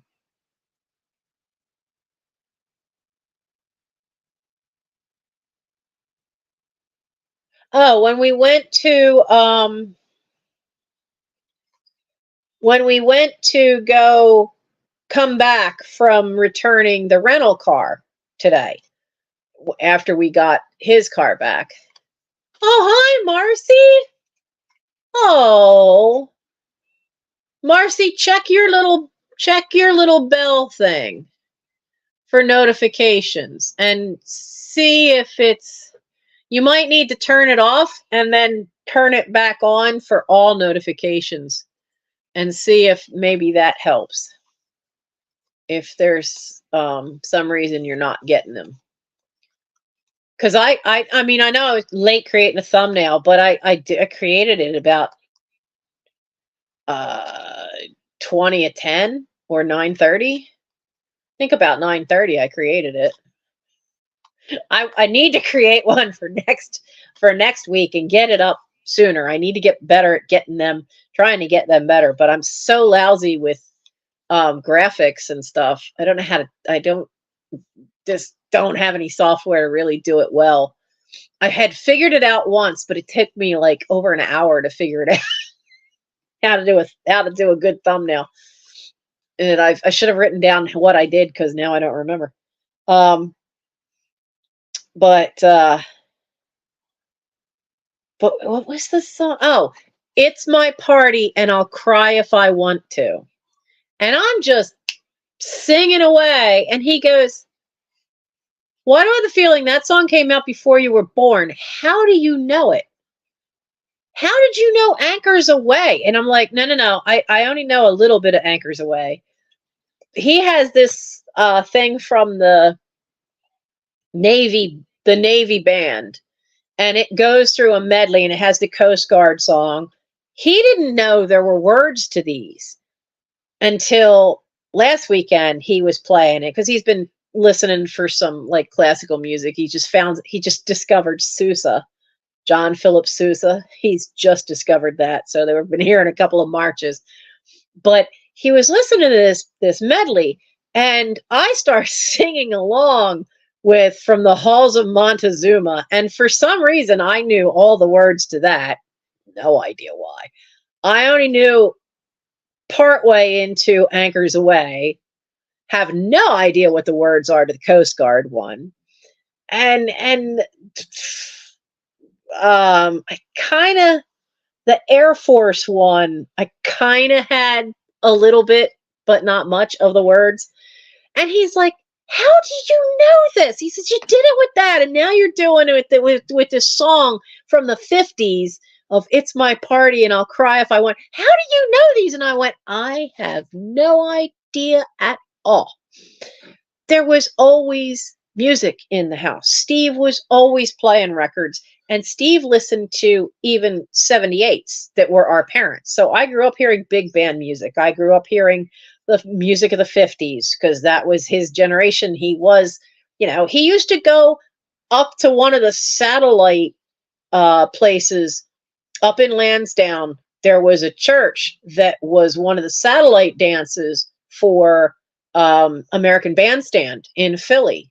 And one time he got picked once to go dance on American Bandstand because they would have a couple of different places that would have that and have these little satellite dances, and they would see who the best dancers in the room were. And if you got picked, you were given tickets then to go into Philadelphia the following week and dance on the American Bandstand TV show with Dick Clark up in Philadelphia. And he got picked once, just once. More for the girl I think he was dancing with, but he got picked once to go up and actually be on the dance floor for American Bandstand. But I grew up hearing all that stuff. And so there are sometimes music comes out of my mouth and I don't have a clue how I know any of the words. And I did that at a party one time, and it was an older crowd, and they pulled out this songbook that was all the war years, right? Well, it was all World War II music. Somebody found it on the shelf of his wife's music, and she was a fantastic piano player. And, it was a cast party for a show. We'd all performed, and it was a way to like wind down from after the Saturday night performance of the show. And I think it might have even been the final cast party to a show we were doing. And so she agreed to play, and I'm standing next to the piano, but I'm not where I can see the words. And she's playing Don't Sit Under the Apple Tree with Anybody Else But Me, with anyone else but me. And it's an old Andrews Sisters song. And I sang the entire thing without ever looking at the words. And he just kept shaking his head going, how? You weren't even born yet when that song came out. Your mother had to have taught you. And my mom is at this party going, nope. She heard it. She remembered it. She's always been that way. Which is true, because I never did learn how to read music. I learned everything by ear. Drives music directors crazy because I can't always look at a sheet of music and be able to, I can't tell you what key it's in. Oh, is that why they changed it? Because they thought Airplane was outdated. Well, when did they change it? In the late 60s, early 70s? I could see that. I could definitely see why they would change it then. The space race was a real big thing. We all thought we were going to have cars like the Jetsons by now. A robot maid.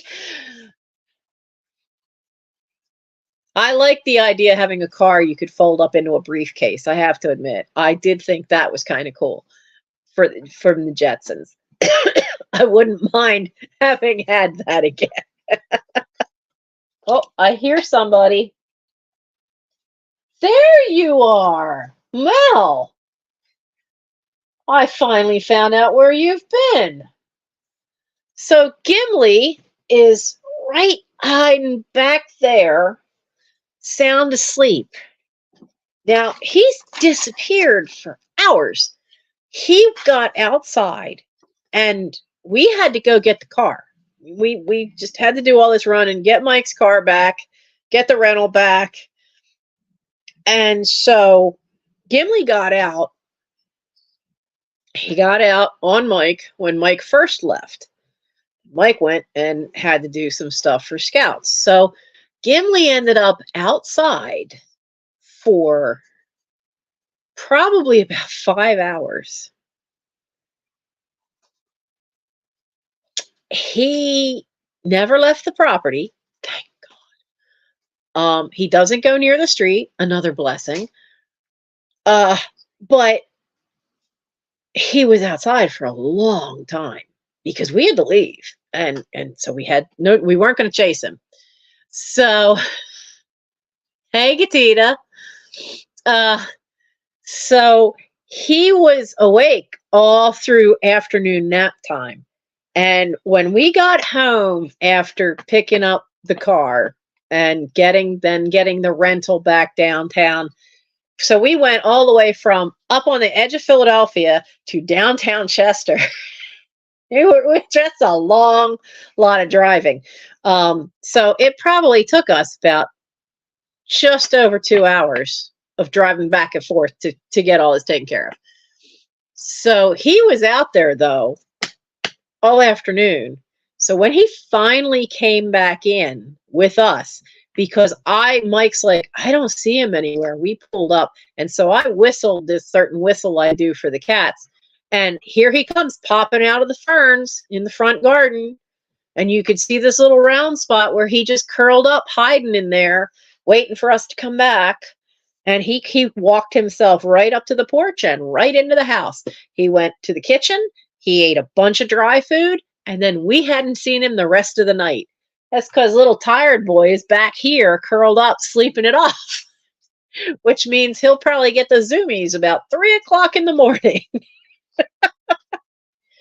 So it's good that he's afraid when people walk down the street, he disappears. He goes into the side yard and he hides in all that overgrowth, or he goes underneath the azalea bush on the front yard. He goes and hides if other people come around.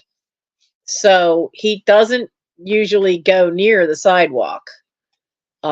He did today, though, because he followed Mike to his car and then started rolling around on the sidewalk. So yeah, little sleepy boy there. But boy, he's going to be rammy about 3 a.m. because he slept all evening. And we couldn't find him. And we're like, oh, we got 4 cats. Where's Kimberly? I'll make sure my door is latched shut. He can go wake his dad up in the middle of the night. Because he's Michael's kitty. Oh, let's see. Here's one. Here's another music one. What was the first album Neil Young cut with Crosby, Stills, and Nash? Now, I do remember that they were Crosby, Stills, and Nash before they added Young. I do know that. I do know that they started off those 3. But see, they're another one where, to me, they just were always, their music was always around. It was always there.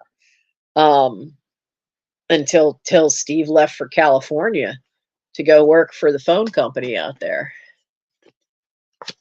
Eddie Haskell. You know that name's from something. Oh, where have I heard that name before? I keep wanting to think Leave It to Beaver, but that's not it. It was Leave It to Beaver. That's what I know. The name's from Leave It to Beaver.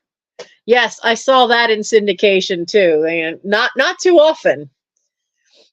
It didn't stay on long. When I was real little, you could see Gidget, the Patty Duke Show, the Dick Van Dyke Show, I Love Lucy. I vaguely remember Gilligan's Island having been in black and white, and everybody I know my age thought I was crazy. And then I got Netflix DVDs, and Netflix had the original first season of Gilligan's Island all in black and white. So I actually got the DVD so I could see it. So I saw that. I saw the pilot episode of Hogan's Heroes is black and white. So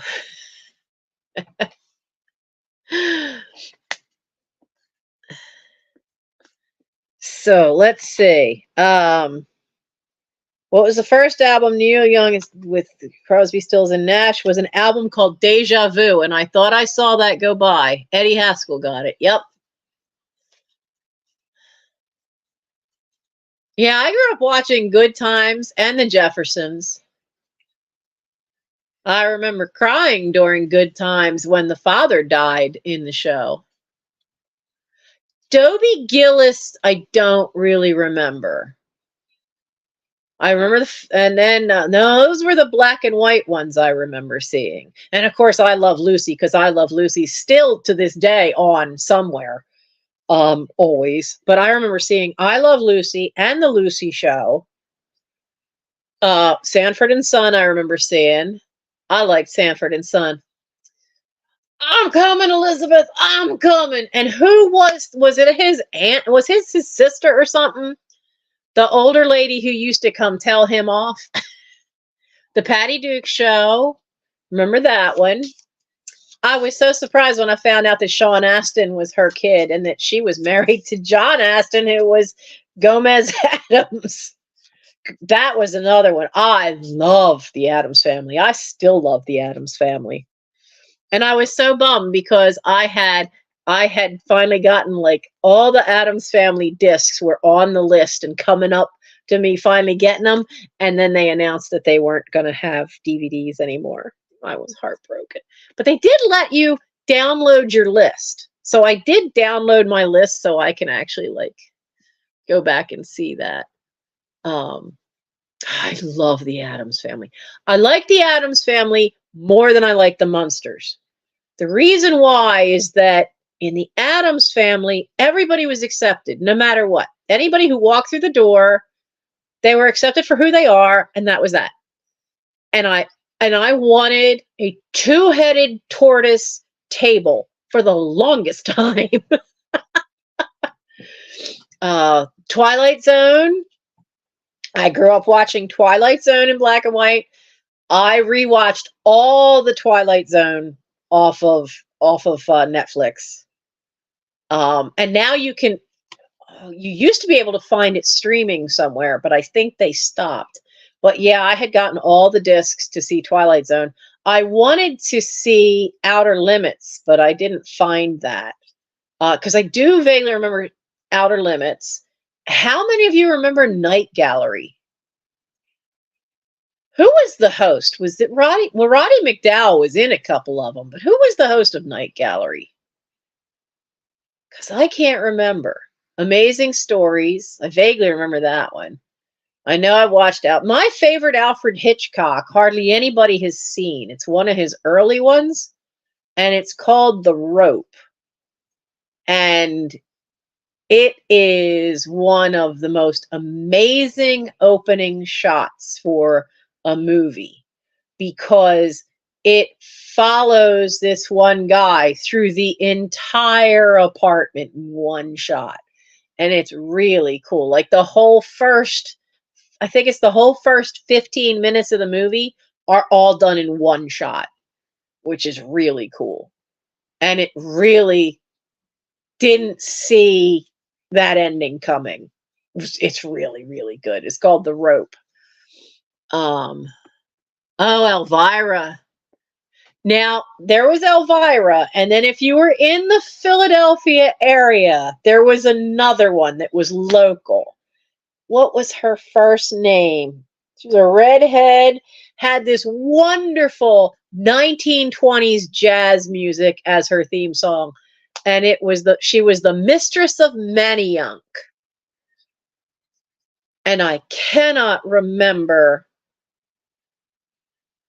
what the first name was. I can see her face. I can see that dress she wore with all the sequins all over it.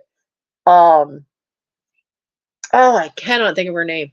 So, I mean, I used to love, Rod Serling also hosted Night Gallery. Okay, because I couldn't remember in my head if he was still doing that. Night Gallery has the one lone, my mother's favorite was one called Green Fingers, and it had Elsa Lanchester, the actress, on it. And this guy wants to create a new development, and he's trying to strong arm this little old lady to give up her property so they can build fancy townhouses. And she's like, no, this house has been in our family for generations, and no. And So he finally tries to scare her, and he cuts her fingers off. Night Gallery was really harsh in a lot of ways. And so she kind of goes into shock, and she goes out, and she's like, she just pushes past him, and she buries her fingers in the garden, because everything she puts in the garden grows for her. Everything. Night Gallery always had a strange twist. And for some reason, my mother thought this one was the funniest one, and she thought this guy deserved it. So, so when he comes back to do a walkthrough and figures he's got the house now, he realizes there's this something in the rocking chair over in the corner, and it's her, and she's just rocking back and forth, but she has roots all over her. And she says, I told you I'd be back. Everything in my garden grows. Okay. And then he dies of a heart attack. My mom was like, yes, serves that jerk right. She thought that one was the funniest. They had one with a guy with a spider that still to this day creeps me out. That he finds this little tiny spider. Well, he smacks it, and because he doesn't like spiders, and he flushes it down the sink drain. And then he comes back with his sandwich plate, and he goes, and there's a bigger spider. Oh, so he smacks that, and he down the sink. Then it's a tarantula, and he kills that. And he's like, how is this happening? This isn't right. There's always a bigger spider. So finally he thinks that, it's done. And then he goes to his bedroom, and he opens the door, and there's one the size of the bed. I was a kid. I screamed. Gave me nightmares for a week. I wasn't a big Captain Kangaroo fan. In the Philadelphia area, we had Noah's Ark with Captain Noah and his wife. The funny part is that Captain Noah went to the same high school as my father and was a year ahead of him. Went to Prospect Park High School. I vaguely remember Romper Room.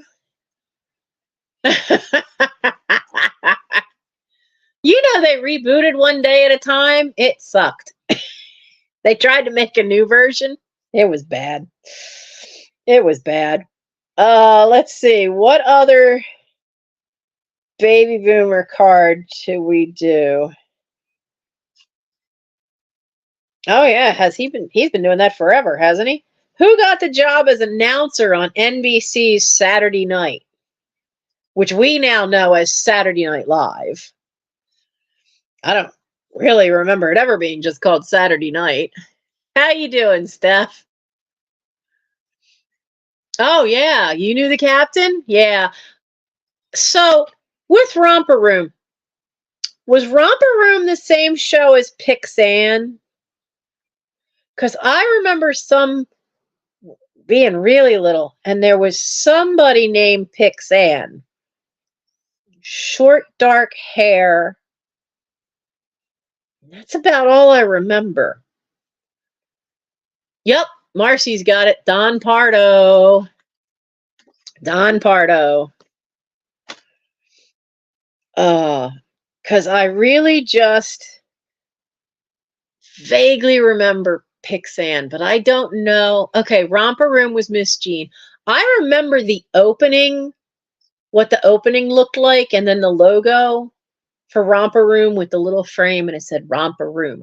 I do remember that, but I don't actually remember any episodes. Just like Pixan, I can remember what she looked like and know who she was, but I don't actually remember seeing any episodes. Because I just would have been real little. I also remember, and I finally, years later, when they started showing it again in syndication, Dark Shadows, and I was watching, this show came on the, they had a pie on the floor, but it started showing on the New Jersey network, the PBS station, they started showing from the very beginning, showing Dark Shadows again. And I watched the episode and I'm looking at Barnabas Collins going, I know him. He's a vampire. How do I know him? He's a vampire. And Quentin, now there's no Quentin in the first episode. Quentin comes a long bit later. Quentin was a werewolf. And I asked my mom, have you ever seen this? What is this? And she just laughed and went, oh yeah, that's Dark Shadows. You'll love it. Sits it, never said another thing after it. Years later, like 2-3 years later, I'm telling my sister about it and she starts laughing. And she says, of course you remember it. I used to come running home from school to be able to see it. And by then they were getting towards the end of the series when it finally went off the air. And she says, and you would sit on the couch next to me, hanging onto my arm, watching it with me. And I'm like, so that's why I know the theme music. I knew it as soon as I heard it. I know this. And that's what got my attention. So because the TV was on and I hadn't changed channel yet. So that's what got my attention was I heard the theme music. I'm like, I know this music. What is this? And I started watching. And so I got to see all those early ones all the way up to the end. And I absolutely loved it. There's some fabulous interviews on YouTube you can find. And when I was in my early 20s, a friend and I started a Dark Shadows newsletter that got big enough that it created a Dark Shadows fan club. There was also a Dark Shadows fan club in Philadelphia. We had the newsletter and members all over the country. They had no newsletter, but had a group of people of about 100 people that were all connected, that loved it. So the two merged. They had more money than we did. They started a Dark Shadows convention in Philadelphia, and I went to the first one. I got to meet Jonathan Frid. I got to interview Jonathan Frid for the newsletter. I have his autograph. I have the booklet from that convention. I have his autograph, Angelique's, Josette's, and I think I have the one that played Quentin, played the werewolf. I have their autographs in it. So I love Dark Shadows. But it was so cool because it all just started because they started showing it again on the New Jersey channel. And let's see, what did you have? Antenna TV. Oh yeah, Antenna 2, 5, 11, sometimes 17, 30, 17, 36, and 46 were the UHF channels, right? We had 3, 6, and 10, and then channel 12, which was the public broadcasting system out of Philadelphia. And then you had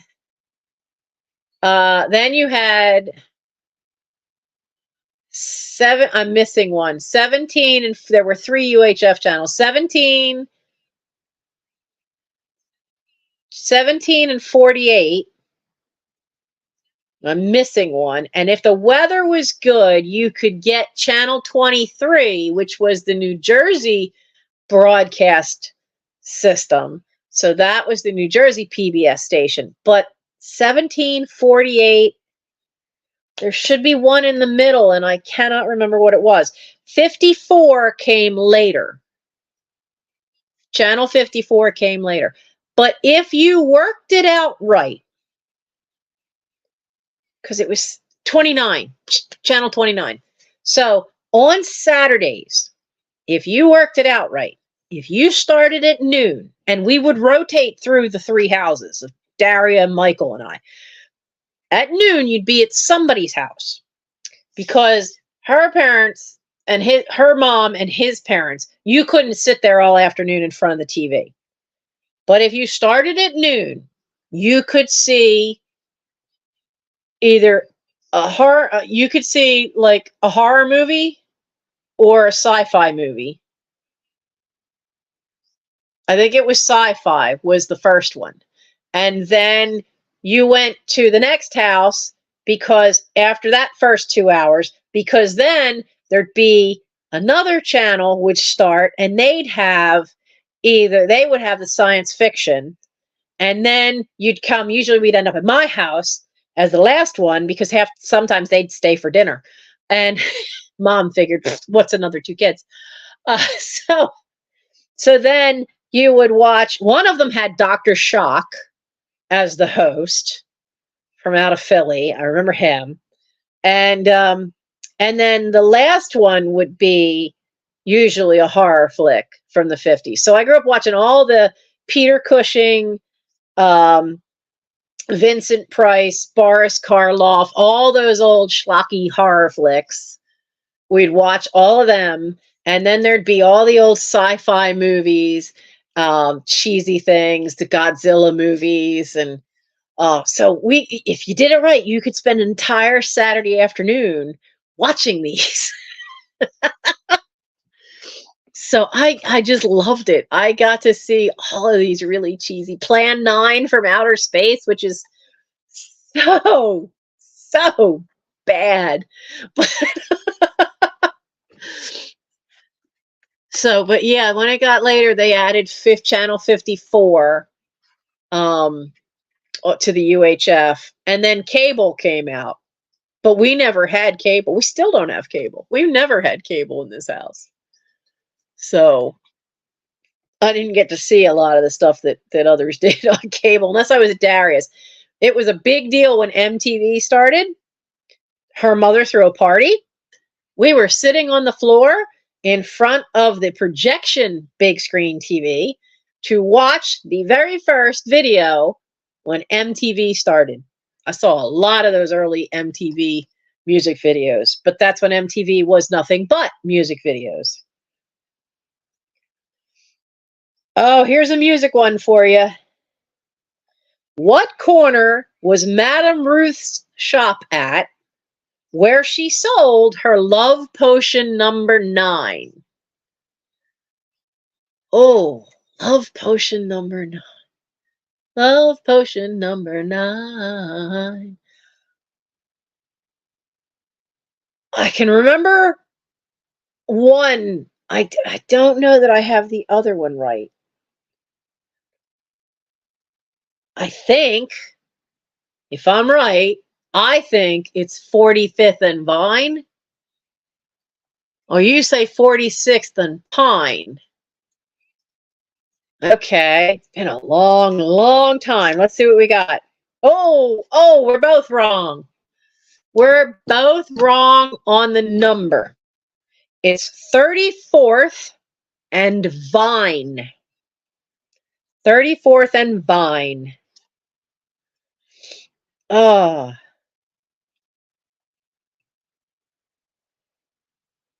Okay, this one's too old for me. Who starred as Dr. Conrad Steiner on Medic? Yeah, I think it's a great song. When I did one of the Gilbert and Sullivan operettas is called The Sorcerer. And in The Sorcerer, the whole plot is this Alexis and Aline are getting engaged. And he's kind of pompous. He wants the whole world to be as in love as they are. So to do that, yes, Richard Boone, you got that one right. He wants everybody to be as in love as they are and as happy as they are. So his way of doing this is he's hired a sorcerer to come to the big engagement party where they will sign the banns, because you have to sign the banns first in Britain, and then it gets read aloud, I think, for 3 consecutive weeks in the church, so that it's announced for 3 weeks, and then you can finally get married. So they're doing this, and this is the whole premise of the operetta. She, however, has reservations, because how wicked can that be that you've in league with a sorcerer. So the sorcerer guarantees that the love potion has no effect on anyone married whatsoever. And of course, it has no effect on him either, because he made it. The problem is that you will fall asleep and you will wake up and you will fall in love with the first person you see. Now, Alexis goes, oh, this will be fine. Aline goes, how do we make sure they see the right people? Oh, no. So the show ends with everybody drinking the tea and then falling asleep. Or not the show, the first act. But when I directed it, he pulls out a bottle, and it was this cool little heart-shaped bottle that I had found. And he would drop some food coloring in, and on stage it would turn purple. And then he'd turn to her and he goes, it's my best, number 9. And that number 9 line is not in the script. We just added it just to be fun. And so we snuck that one in there and had some fun with it. But everybody that knew, almost every night, it got some good laughs because everybody knew that song. But the show, of course, the sorcerer, here's where the trouble really starts, because his father is a widower and her mother is a widow. And they've known for years that their parents really liked one another, but for whatever reason, the aristocracy usually had arranged marriages at that point that the period is set in. And so they married other people, but they've always known that their parents really liked each other. So they just assumed, won't this be wonderful? Our parents will see each other. They'll fall in love. We know they're already in love, but this will just give them the push. But the sorcerer said, when they come in the opening of Act 2, everybody's still asleep. And they come in at midnight. And everybody's supposed to wake up as the sun comes up, and they'll fall in love with who they see. And she goes, where's my mother? And he goes, where's my father? And he tells them that he had them put to bed respectably in their own houses, as well as the vicar, because, that just wouldn't be right for them to be laying out in the open, as it were. Well, here's the problem. Everybody sees the wrong people. His father sees the woman who is what they call a pew opener, which was usually some widow in the village who was the poorest of the poor, and they gave her a job in the church that every Sunday she would unlock the pews for the aristocracy, because their pews at the front of the church often had little doors on them, so nobody else could sit there. So he falls in love with her. She falls in love with him. The vicar ends up falling in love with her daughter. So there's this huge age gap. And then her mother sees the sorcerer, who wants nothing to do with this. And they have this wonderful duet where she's going, love me. And he's saying, no. And it's great. It is very different from the other Gilbert and Sullivans in that it is a romantic comedy. And the whole point is that it has to be very realistic. It is very light touch, whereas Pirates of Penzance is a bit more over the top. Pinafore is a bit more over the top. Their situations are always just a way more campy to some extent and over the top. And this one was the first 2-act that they wrote.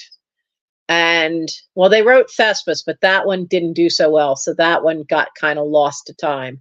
And then a couple of years later, they came back and wrote Trial by Jury, which is this 1-act, which is really quick moving, really funny. The music's absolutely delightful and fun to sing. And it all takes place in a courtroom. And that became such a success that they got backing to do another 2-act. So they started with Sorcerer. And it's really a light touch compared to their later stuff. So you kind of have to treat it a little differently. You can't make anything camp because all of the humor comes in the fact that it's this totally unrealistic situation, but here's the reality of what would probably happen if you played around with a love potion. And so it has a lot of fun laughs with it. And that's why I think it's so much fun. But it's just always think of Love Potion #9 and the Sorcerer together. So let's see. I know he had a show, the Jackie Gleason show. Who sang a song a week to Jackie Gleason? I've seen clips of that show. I've seen clips of Dean Martin's show. I've seen clips of Milton Berle. I want to know the years Dean Martin show was on. I may have actually seen them as a kid. So, a song a week was Frank Fontaine. Not somebody I really know. Oh, see? Eddie knows it. Eddie knew it. Okay, here's one that I think everybody will just be able to make a guess and get it right. What Zeppelin appeared on the cover of Led Zeppelin's first album? I will bet you all can get that one right, just guessing. Oh yeah, the Dean Martin show was fun. I do remember, see, I kind of vaguely remember that being in color and him being on it and Foster Brooks being on it once in a while. Yep, the Hindenburg was on the first album cover, which makes total sense. Let's see. What does that mean? Oh, that's a tough one. What was Timmy's last name on the TV show Lassie? Little Timmy's fallen in the well, Lassie. Go get help. I'm sure Timmy had a last name. Not that I remember it. I vaguely remember seeing a couple of episodes of Lassie. Yeah, Trouble would be right. I do remember one scene where there was a scorpion and Lassie comes up to protect little Timmy with a flat rock and just drops it on top of the scorpion. That's the only clip of Lassie that I really remember. So what was Timmy's name? Martin. Yeah, I think his name should have been Trouble. Like Dennis the Menace. There was an old black and white TV show at Dennis the Menace. I saw a couple episodes of that too. What are you doing? Hi. What you doing? You're more awake now. Yeah. All the others are asleep. I told them it was bedtime and they all came out of the basement. What song did the Beatles ride ski bobs to in Help? I don't know what a ski bob is. I do remember Flipper. I liked Flipper. I really liked Flipper. They called him Flipper. Flipper. Da, da, da, da, da. Just on the edge of memory and can't quite get it all. But I do remember Flipper. Flipper's like the flying nun. I was really little. I was really little.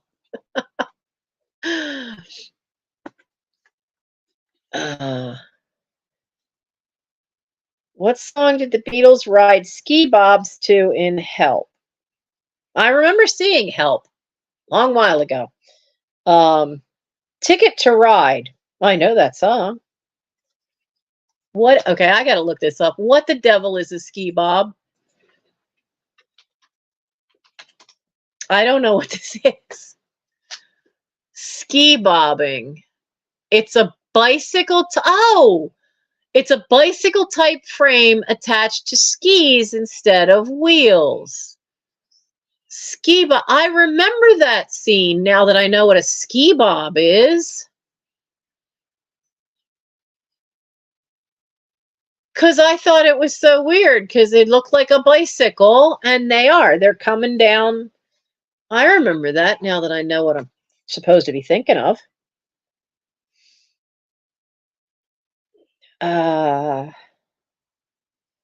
Let's see. What was mobster Charles Luciano's nickname?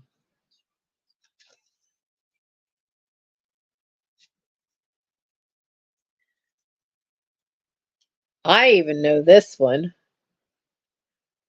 Though I don't know if it was from a movie or from real life. Charles Luciano, Lucky Luciano. Now tell me, is that from a movie or something, or is that from real life? Because I've heard the Lucky Luciano thing for years.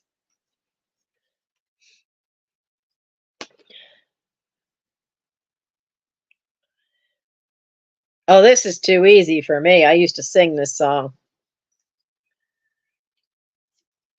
What 1972 Broadway musical featured the song Look at Me, I'm Sandra Dee? Now, I didn't know it as a Broadway musical. I knew it as a movie. But I could sing that song, and I knew that song.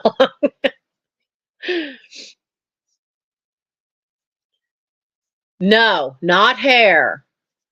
Not Hair. Steph's got it. It's Grease. Bonus points if you could tell me who sang it in the movie. Who was the actress that played the character that sang it in the movie? And she actually sang it too. Oh shoot! Now I got to remember her name. Yeah. Okay, now I got it. Because she also was on The West Wing as the president's wife. I remember that song.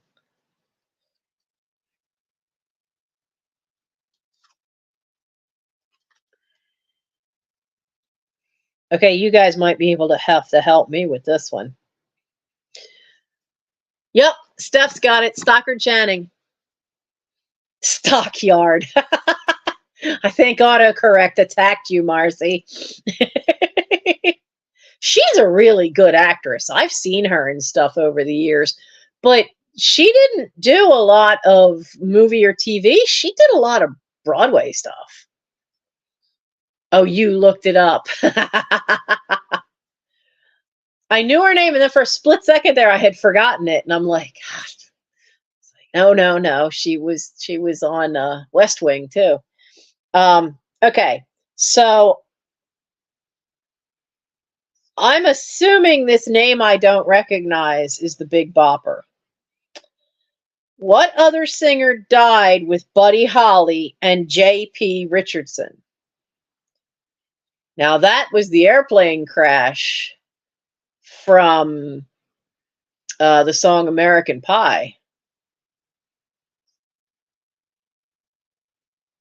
The day the music died.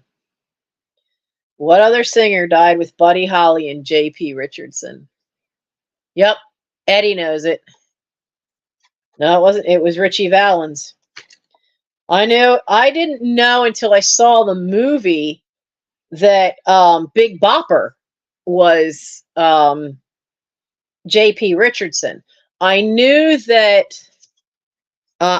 Richie Valens and Buddy Holly had died in his plane crash, and then there was a movie on it, and I didn't know that's why I have Big Bopper 45s. I love his music, and I only have like 3 45s with his music. I don't even know if there's actually an album of his stuff, but I always like, and then all of a sudden, like, there was no more music of his.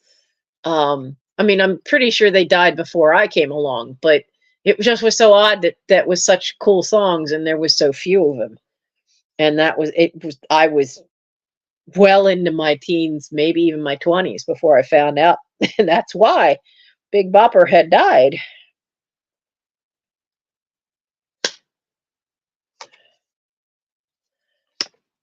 Uh,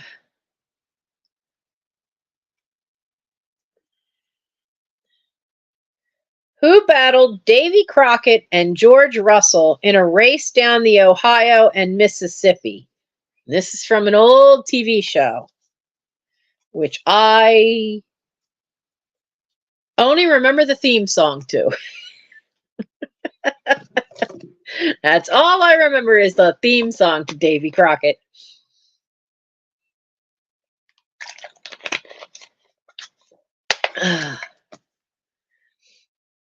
So it was somebody named Mike Fink.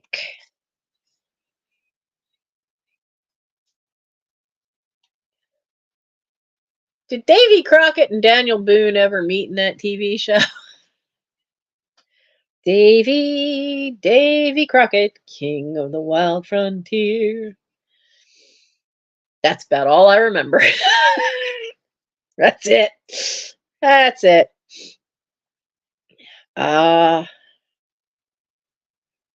What kept getting harder to find according to Paul Revere and the Raiders? I remember them.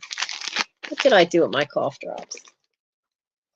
I think I left them in the kitchen. I only have a few left. I don't have any left back here. Darn. I've been kicking up so much dust lately. And it's fall. The leaves are coming down. And leaf mold is one of my allergies. So I got to get more cough drops. I've run out. Kicks. Harder to find according to Paul Revere and the Raiders. The answer says Kicks. I don't know what song that's from. I like Paul Revere and the Raiders. I don't really remember too much of what their songs were. I know I kind of like them. I know it's always funny to see them perform because of the outfits they wore.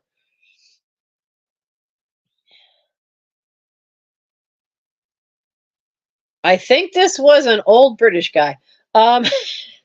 What BBC correspondent hosted a history of the U.S. titled America? If it's who I think it is, he was an older guy, white hair, sat in a big leather chair at the intro.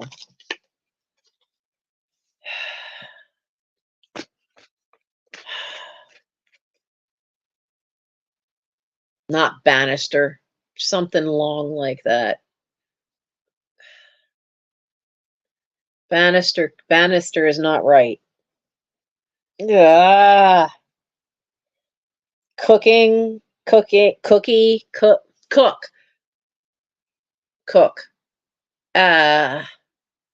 Alistair Cook.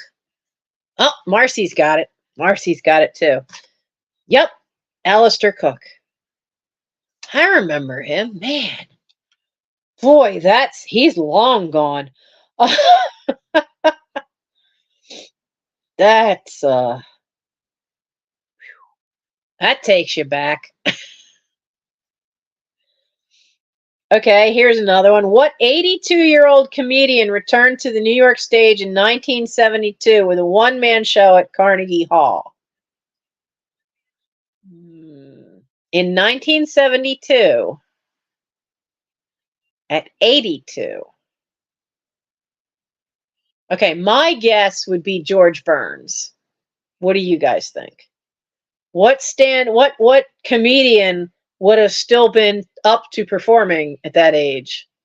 And in 1972, Mel Brooks wouldn't have been that old. So, or not, yeah, 1972, Mel Brooks wouldn't have been that old. But could George Burns? I think. Because, I mean, his movie career, he was really young. So, let's see. No! No, it's not. It's Groucho Marx. Well, darn.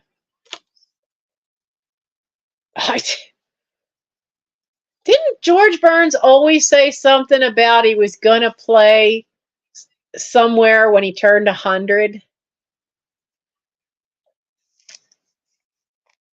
Oh, yeah, that's right. I knew somebody had given a seat up to the Big Bopper and took the bus because he didn't want to fly. For some reason, he didn't want to fly.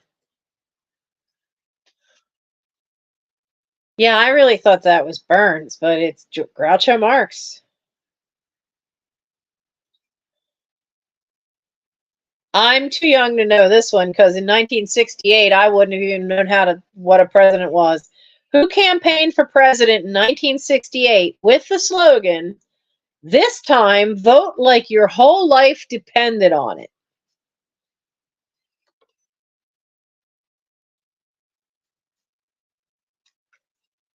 Okay.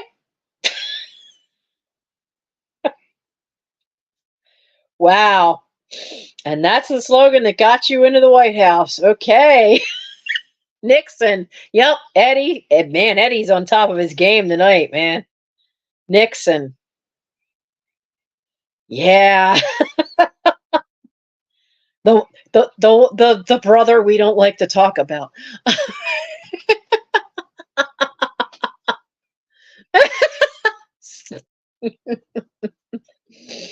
I saw that, Steph. Notice I'm still laughing.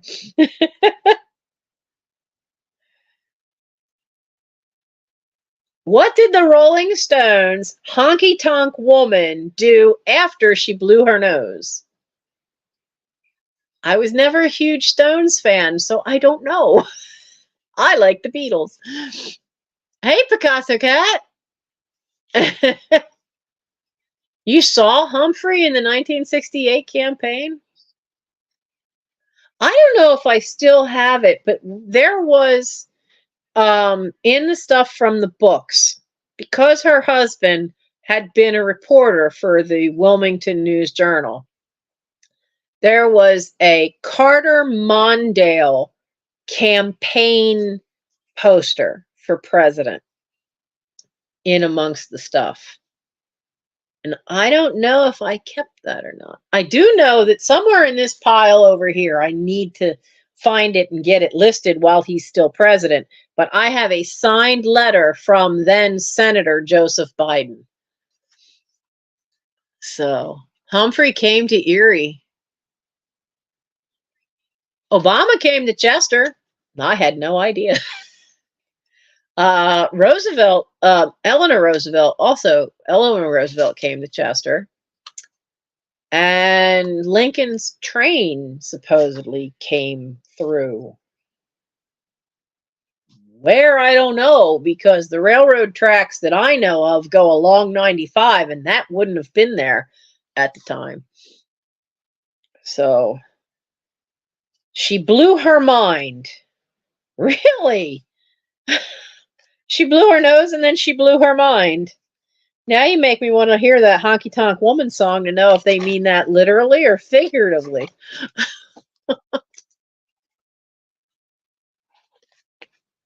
Oh, that's cool.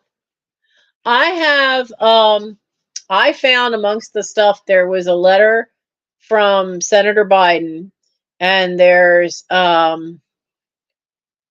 letter from Humphrey for something, and there's a letter from Kissinger, all to this woman's husband. And there's actually I think it's either the one for Humphrey or Kissinger. One of them has an invitation to the White House with it. So, yeah, Obama made a point of it. They got letters from classrooms that he wanted to see them because he thought that was really important to actually have them answered back by the president for the sake, for education, for encouraging youth to stay in school.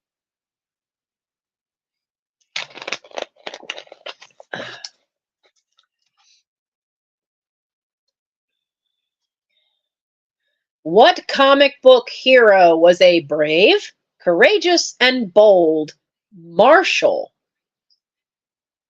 Marshall.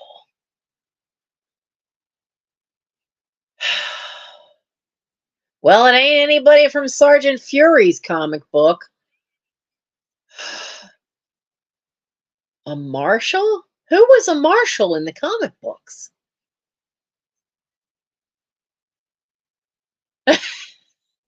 So Steph, it said after she blew her nose, the answer was she blew her mind. Now I want to find the lyrics to that honky tonk song by the Stones because I want to know, do they mean that figuratively or literally? Because that makes a big difference to that song. So, yeah. A comic book hero that was brave, courageous, and bold, but was a marshal. I gotta look. Wait, there was a comic book for that? It says Wyatt Earp. I don't remember a comic book that was Wyatt Earp. But mind you, comic books were around long before I was. So I don't know. I don't remember any Western comic books, but okay. That doesn't mean they didn't exist.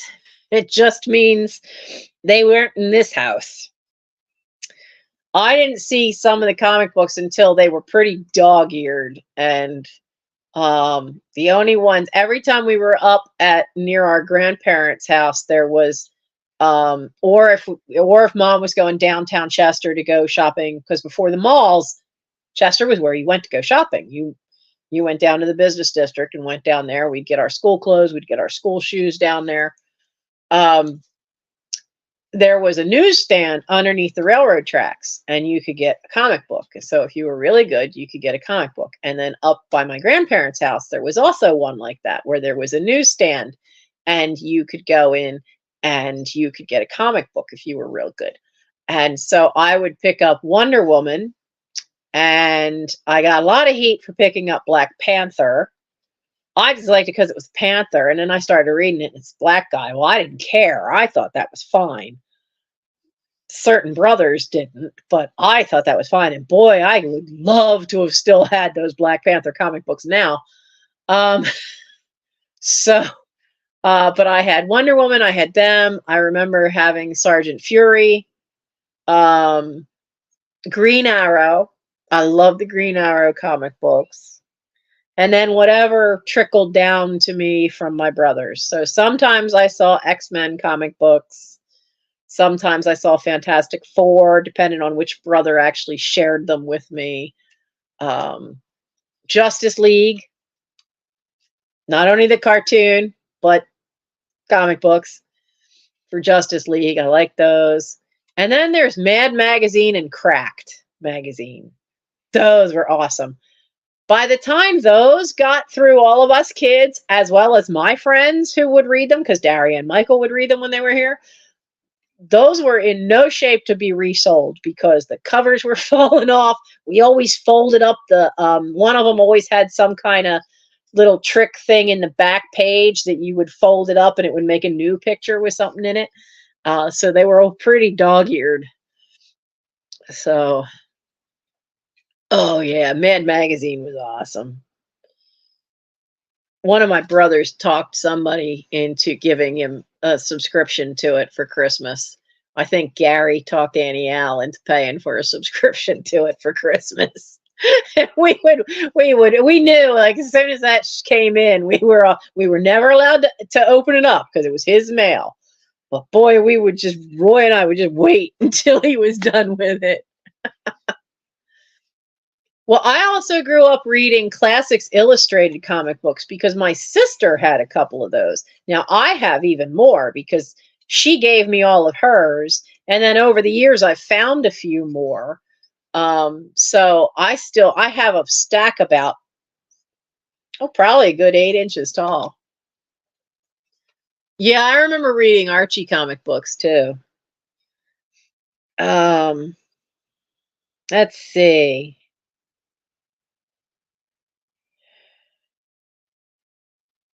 I should know this. I have a feeling I should know this. What Ed Dodd comic strip combined wildlife lore, natural history, and outdoor living? Now, I grew up reading a book that was Mark Trail's Book of Animal Tracks. But I remember reading in the Sunday comics, there was one that all talked about that when I was younger. I don't know if that was Mark Trails or not.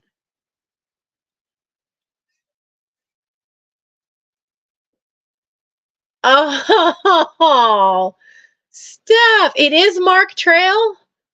I'm pretty sure I still have my Mark Trail book of animals. I'm pretty sure I still have it because when I was young, I could read really early. Like I never had preschool. They didn't have that back then. Um, and so the first books I had were hand-me-downs. So I could tell you what was on my, because I was so proud of my little shelf of books. By the time I was 6, I had the Mark Trail book. I had Captain Noah's Prayers of the Animals, which I hardly ever read. Didn't really, was never really huge into poetry. But I think I sold that on eBay at some point. But Mark Trail I should still have. I still have my copy of Little Women, which had been my mother's. I have Swiss Family Robinson. Yes, at 6, I was reading Little Women, Swiss Family Robinson, and I have my grandmother's copy of Alice in Wonderland. 5. At 6 years old, that was all the books I owned. 5. Every other book in the house, hand me down with somebody else's, I owned that I could call my own. 5. And they'd all been given to me. I went through so many books. By the time I was 6, I had my own library card because I had been into the local library with Mom. She would take me because I was always pestering for books. And I was reading way above my age. So, Steph, I'm proud of you for listing. I really am. I have slowly been listing, and I actually have 5 drafts sitting there waiting for me because I've found that it's just easier to do the pictures and the drafts on the phone whenever I have time to get them done, because then I can go in. It's easier to put some of the other things in and type the description on the laptop with a keyboard. And I found in all these wonderful little pins that were in my mail from Flippin' Crazy. She knows I like these, and I usually buy, a small bulk lot of them off of her. And she just sent me a bunch. And this one is from the Kentucky Derby. I know this camera is just not going to cooperate.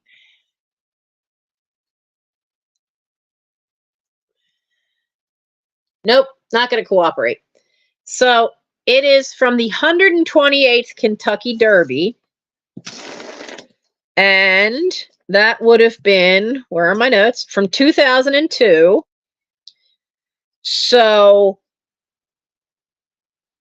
the ones from the early 2000s go from anywhere for $12.95 to $18.95. So I'm putting it up as an auction and starting it at $12.95. And that little thing was in the little thing of pins. Now I've got a lot of other ones that I need to look up and see if they're worth. And then there's some I'm saving because I want to make some little assemblage decorations. And this cool little Statue of Liberty with a red, white, and blue bow was one. And this little flag one. And so I want to use these on some 4th of July stuff. So that's makes things a lot easier, because I've been struggling to try to find time to get listings myself. And so I found that this seems to work. I may only get 1 or 2 things listed at a time, or may only get 1 or 2 drafts where I get the photo in and into my phone, and then I can sit there wherever I am and make the drafts. The reason I have 5 drafts right now, and keep this in mind, Steph, is I had the pictures in my phone, and while I was waiting, because there was a point where I had to sit and wait for somebody else to get done what they were doing before we could fill my car up with the stuff that was leaving for the house clean out. So while I was standing there waiting, and I had to wait for about 15, maybe 20 minutes, I started doing the drafts for eBay on my phone for those little pins. So now the drafts are there. Now I just need to go in on the laptop, put in the description, and then start them. But what I'll do is I have 2 of them so far today that I finished the description, but I need to finish the other 3, and then I'll list them all at one time. So Steph, that is something that can help. If you don't have a lot of time to do listings, just get them going as a draft. And then when you have the time, they're already there, they're already ready to go. You can go in, tweak them, and then start them. Well, it is more work than on YouTube, but sometimes it's, you have to go to some extent where the money is. I would have a very hard time selling little pins like a Walmart USA veteran pin, because one, I can't show anything that tiny. Well, yeah, I did eBay when eBay was only 2 years old, and you had to host your own pictures on your own web space. And a friend let me use his web space so that I had to take that link and you had to put it in, and it was a lot more work than it is now. But yeah, it is more work than eBay. But it is more eyes. Think of it this way. And this is something I've said for God, about 2 decades now. eBay is the biggest flea market in the world. You don't get sunburned, your feet don't hurt, and you always know where the bathrooms are. eBay will always have more eyes on it than anywhere else. Yeah, there's a little more hoops to jump through than there used to be, but it's still the biggest flea market in the world. So, and it's rain or shine 24/7. And so for me, I mean, some little things like this, because my camera it just won't focus on it to get a decent picture. Some of this for me, if it's at least $6 or more, I'll take the time to put it on. The only thing that I make a difference on that is the postcards. There are postcards that I'll only list for $4, simply because I either shown them on a YouTube and they didn't sell, or they're ones that I don't think you guys would be interested in. And so I just put them online. But I also try to keep that in mind, is that I need to do stuff, more higher end stuff. I've got 2 whole shelves of higher end stuff sitting over there that need to get online. But my light box, the cat's knocked over the pile there, and I can't get to it. So that's another reason I'm doing the little stuff I can get to, but I'm working on it. That's why I started getting some of this clothing done, because I could have that, and I have a DuPont Country Club pullover on right now. But I'll do what I can as I can, get it out of here. So that's what you do, Steph. Take the pictures, and that way you can be anywhere, and you can get that draft started. And then when you're home and you have the object in front of you, then you tweak your description and your description of well, yeah, see, that's the thing, is there's some stuff I won't bring to a live sale, because if I can get $80 for it on eBay, there's no way I'd get $80 for it on my YouTube channel. And I have, I got a roof that we need to get repaired, and I still got my school taxes to pay. So I need to take care of that. And so, yeah, I do still bring cool stuff, and I have some cool little porcelain things that will have to come, and I've got to get into my attic this coming week because I don't think I have enough vintage Christmas for a full sale. And that's what next week's going to be. It will be vintage Christmas, and it will be the stuff that some of the stuff that I got from the house clear out, but I have to go through my tub. I don't know that I have enough to have a whole 15, 20 items. We'll see. It's all right, Steph. That's one of the things about my channel is we will be here to help you with any question. We'll be here to be moral support. We egg each other on to do what you can as you can, whether it's listing on eBay, whether it's cleaning out a closet, because closets are fun. I just started laughing because the lady who I'm helping finally cleaned out her first floor hall coat closet. Well, she'd forgotten how much stuff was crammed in there. She knew her winter coat was in there and a raincoat. And okay, that's the stuff you reach in, you grab, you use. But she never thought about what's on the floor or what's on the shelf above. She found stuff that she knew she had but hadn't seen in years because she'd forgotten it was in there. So even she has to clean out her house because she's trying to get it all done because the kids want to get a dumpster. And she's like determined that this is not how this is going to be. Good night, Kat. So that's commendable, but she's getting bit in the tail now because she didn't do it sooner. I've been working with her since 2019 and trying to, go and I would call her, every 2 weeks and, oh, I haven't done anything. And yeah, I know. And I got to get more done. And now the house is sold and now she's down to the wire. She has to be out by the end of this month. And she's gotten a lot of help and she's actually hired me to come help. And it's a lot. And it's amazing. She offered me you got to hear this one, and then I'll do another trivia.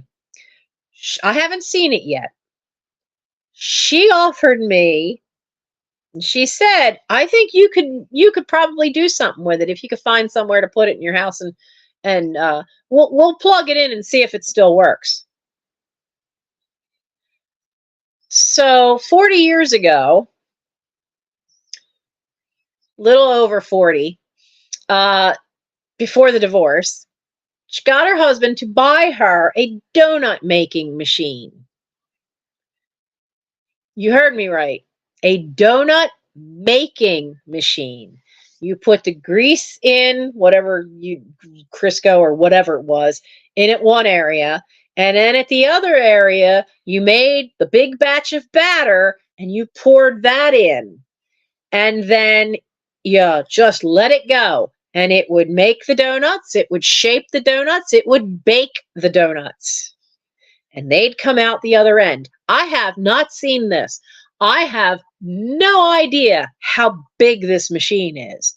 And she says to me, I know that you are looking for ways to make money, and this is something you wouldn't have to lift and move, and you could do like I did 40 years ago. And I was making and selling them to all my neighbors, fresh made donuts. And I always sold out every time I made them. And I'd only make them 3 times a week. Oh my Lord. I know she means well, but I'm questioning whether a 45-year-old donut making machine that's been in your basement now for 45 years is still going to run. And she said, I have all my recipes. My cookbook is still down there. You can have it all. I'm like, oh, Lord. So we got to figure out how to get this thing. I haven't seen it yet, but I can't imagine it's lightweight. So we're still going to, when I finally see it, we're going to figure out how to get it out of the basement. It ain't coming here. I know she means well, but it ain't coming here.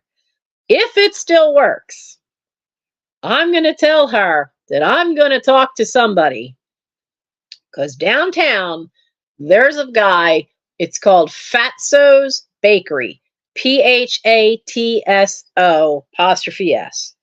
And he is a little shop, does it all himself, does nothing, mostly donuts. And they are fabulous donuts. But if this thing still works, I would go see him and see if he would want to buy it from her, because he would use it and then he can get it out of her basement. But bless her heart, she means well, but I am not taking that kind of job. I want to empty this place, not bring in some big old machine to cook, to bake.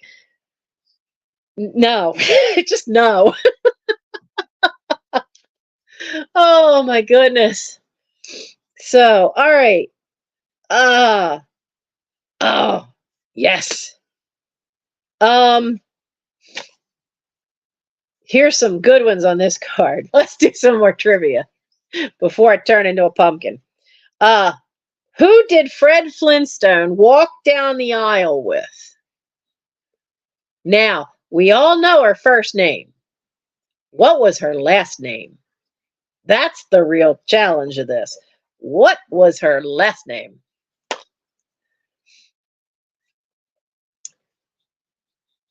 So for those of you who don't know, Sugar Britches is Lori Ann. She has a great channel. She has cool sales. When I started my live tonight, I talked about Lisa from Flippin' Crazy, and she's just having a rough time lately. And she's had a lot of sales, and she's not had a lot.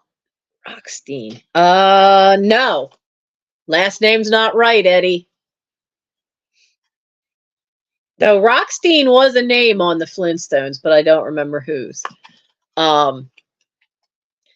But Lisa, I actually did something I don't usually do, is and I gave her a $2 super chat, just because she just needed her spirits lifted. And so Sunday at 3:00 Eastern time, she's going to have a variety sale. Now, her variety sales will have collectibles, knickknacks, hard goods. She also has her own antique booth. So it could be a whole bunch of different things that are contemporary to vintage for her variety sales. So if you could stop in, say hi, give her a thumbs up, just let it run for 15 or so minutes. You don't have to buy anything, but just stop in and see her this Sunday. And here's the link to the thumbnail that you can put the notification on. She's just having a rough time right now. Her morale is kind of low. Her cat, Teddy, had been really, really sick. And now she's just really kind of down in the dumps because she's had a lot of sales, but just hasn't had a lot of buyers. And when Teddy got so sick, it's kind of killed her. It killed her bank account some. So she's getting really worried and panicky about making the rent. But it's just so much stress because Teddy was so sick, and it's all just hitting her now. And so I think she could use just a boost of hellos and people showing up and just say hi and give her a thumbs up, help with that algorithm, and let's do an act of kindness this Sunday and just all show up. Now I'm gonna try to be there at 3.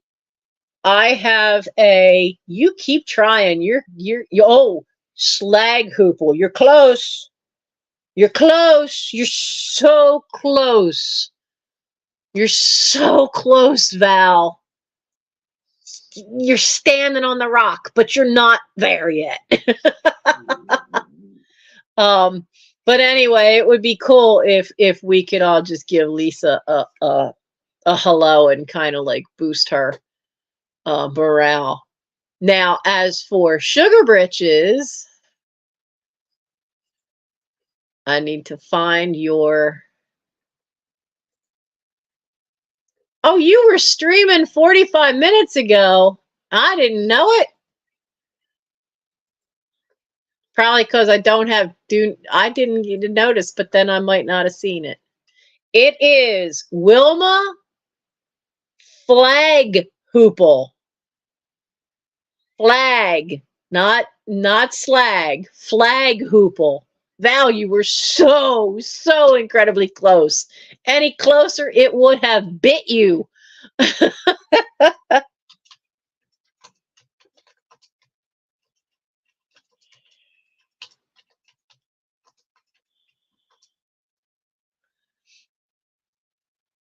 I think I spelled some of that wrong, and I'm getting too tired to care. There you go. There's Lori Ann's. I'm going to, no, I want to save that to my watch later so I can watch that later. Well, I'll watch it tomorrow. Oh, Lori Ann, how many subscribers have you gotten up to yet? Have you gotten up to any further? Where are you? 744. Well, that's good. We've gotten you up a little bit. Because when we started, weren't you below 700 or just close to it? Oh, we go get you there yet. I could not believe it with as much incredible cool stuff as you find that you were not at your 1,000 yet. I could not believe that. I mean, I have an odd mix of stuff because I can't really curate yet. I try to, because I do, if I see something when I'm out and about or stop at a Goodwill or stop at a yard sale and I see cool stuff that I know you guys like, I do try to curate and bring cool stuff. But for the most part, my sales are an eclectic mix because it's a lot of the stuff that's already here. So I don't have necessarily the curating that ones like Misty and Lori Ann have, because they're actually out shopping for stuff. Lori Ann here, she finds some amazing stuff. So, we did the Fred Flintstone question. Who placed the first telephone call to the moon?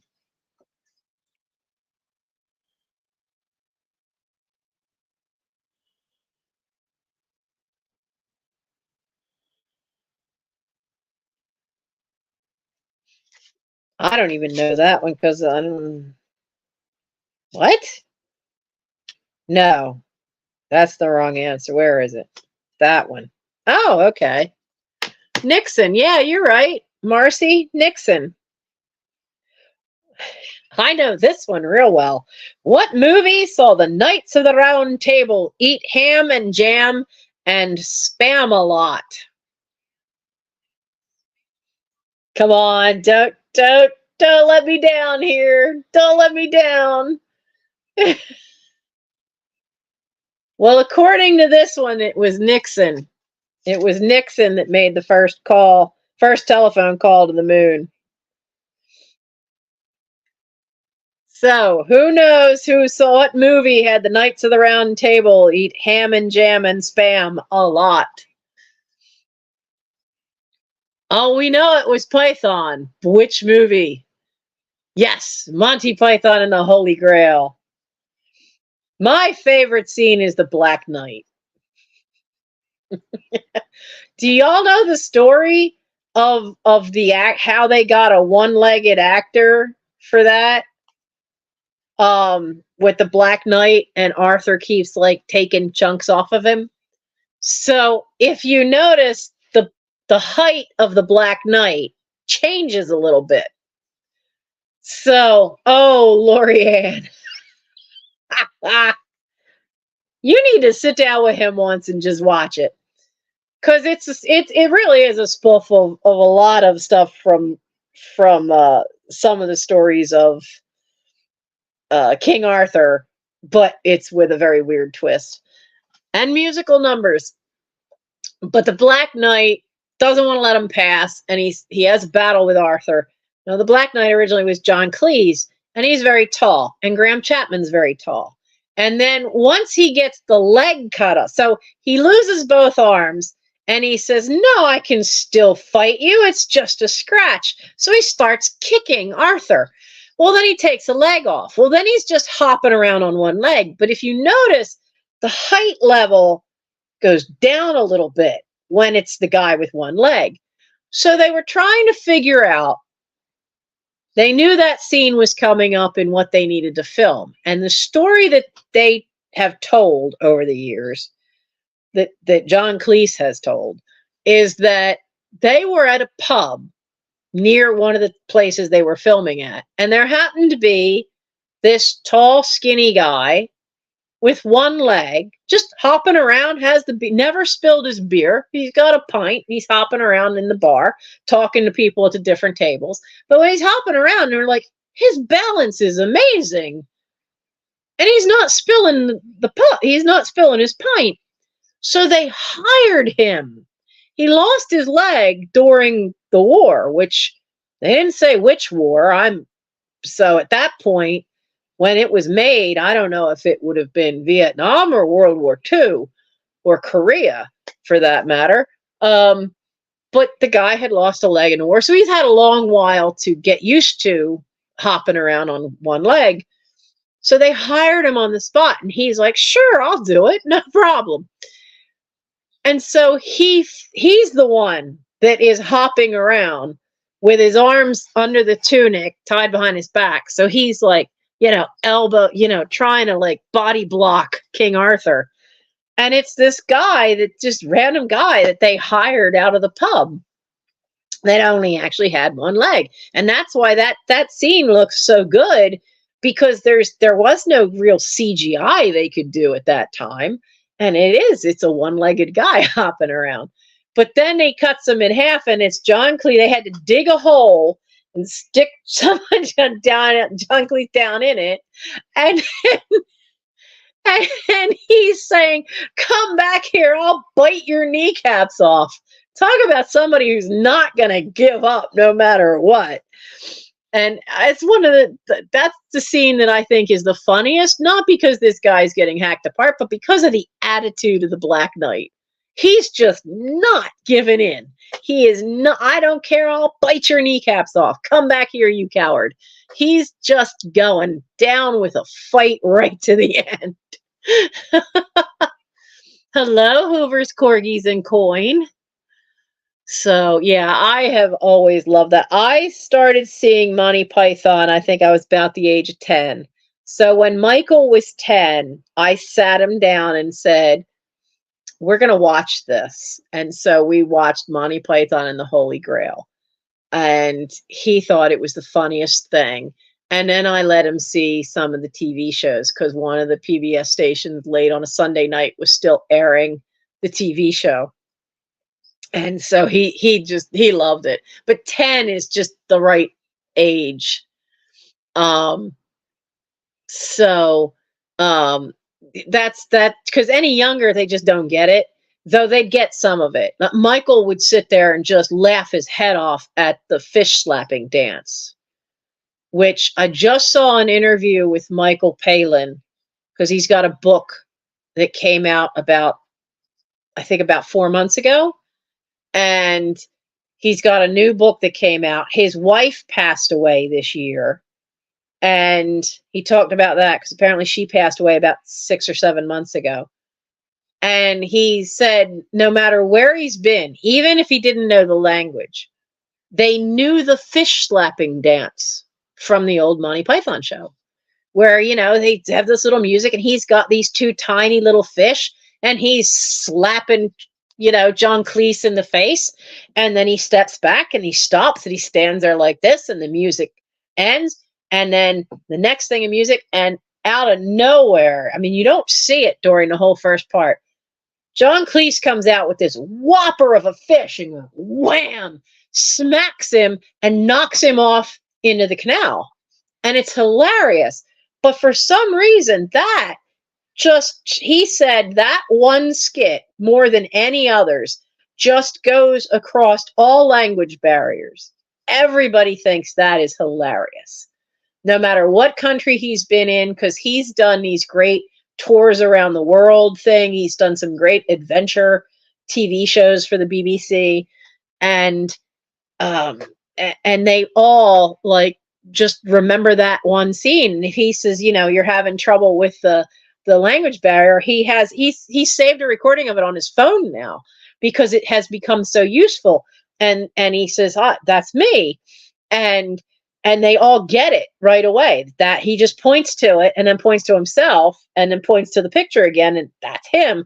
And then they all just immediately oh, that's you. And then they get it. And he says, it's kind of made things really cool. He said, at one point there was a problem where some police officers didn't like them filming wherever they were filming. And he showed them that. And then it was oh, how can we help you? They suddenly became crowd control and were making people back up and stay out of the scene.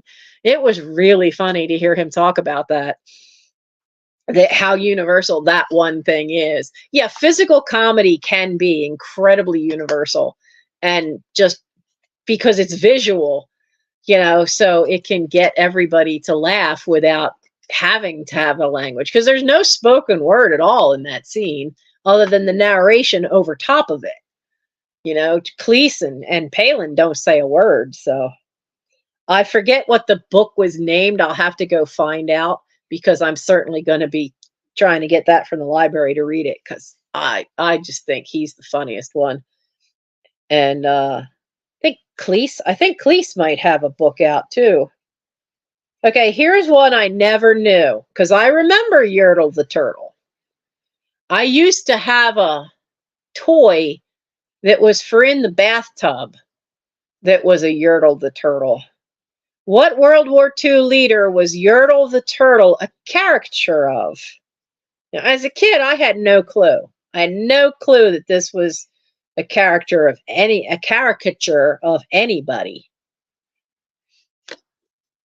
So who do you think Yertle the Turtle was a caricature of?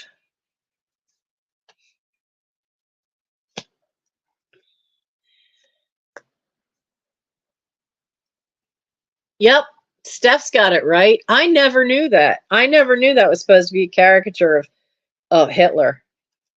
I had no idea as a little kid. I just thought Yertle the Turtle was funny. I had no idea. Okay, for you cowboy lovers who knew about the cowboy comic books. You're a Dr. Seuss whiz kid. What TV cowboy rode Buckshot?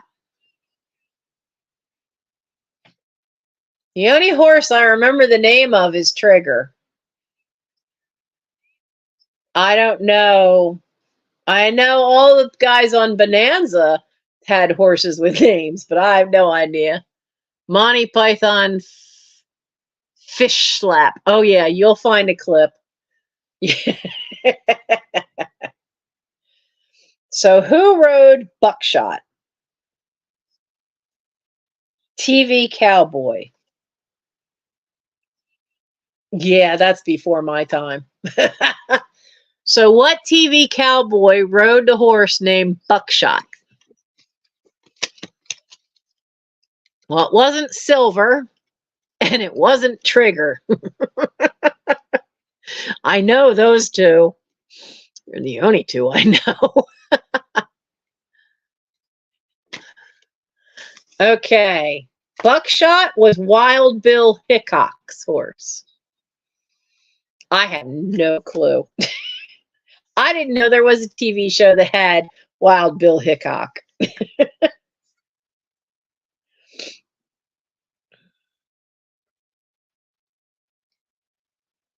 Who thought up the name for the Beatles' first movie?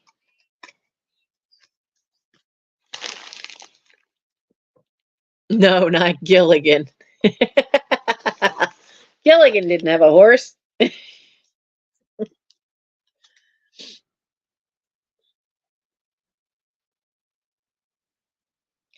The name for the Beatles' first movie. No, not Lennon. Not Lennon. Ringo. Ringo Starr. Now, my question is, which one was their first movie? Because I've seen Help, and I've seen A Hard Day's Night, and I've seen Yellow Submarine. So I don't know which one was the first movie. I love Yellow Submarine. I used to have the toy. Corgi made a toy. Now they've reissued it, but it's smaller. I don't want the small one. I want the old one.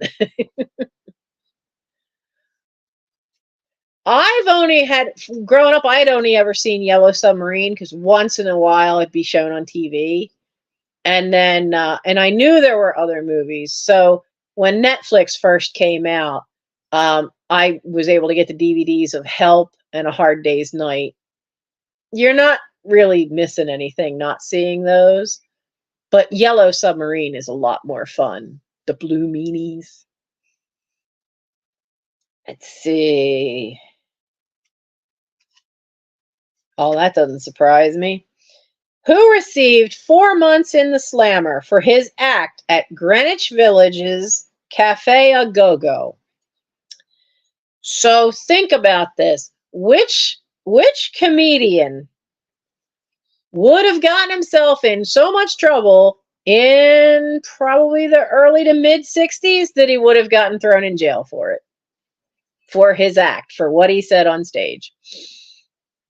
I'm not surprised. I've only heard, yeah, Marcy's got it. Letty Bruce. I've only heard a tiny bit of his stuff.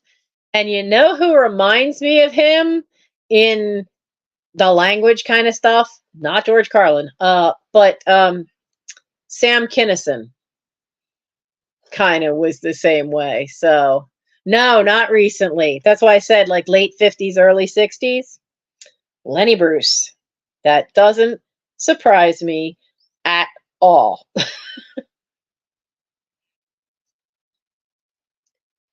What member of Sergeant Pepper's Lonely Hearts Club Band sang A Little Help from My Friends?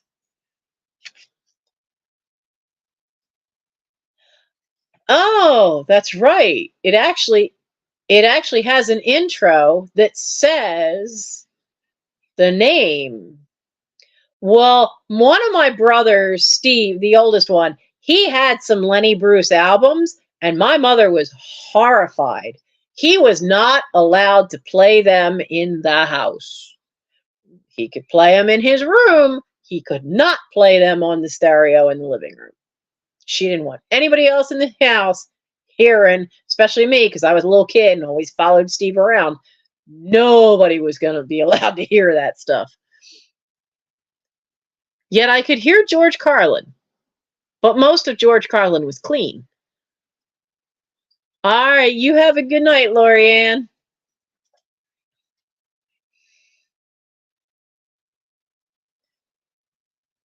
So the Sergeant Pepper Lonely Hearts Club Band, the member who sang A Little Help from My Friends is Billy Shears. Now, the Beatle that sang the song, I think, was Ringo. But there's an intro to the song, and they say, and here he is, Billy, then they sing Billy Shears. So they actually have an intro for that one.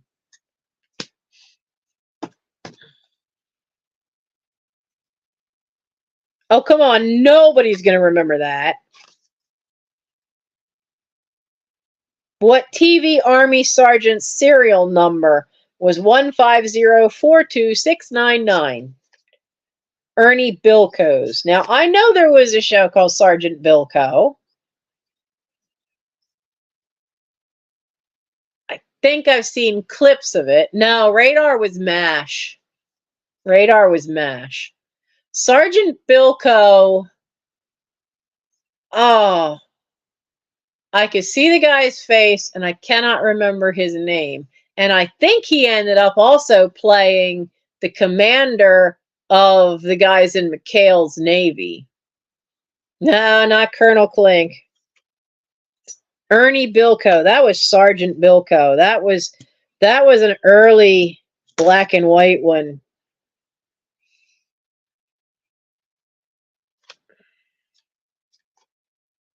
Oh, so that was his last one? Okay. Who went to horror heaven in 1969 after his last movie, Curse of the Crimson Altar?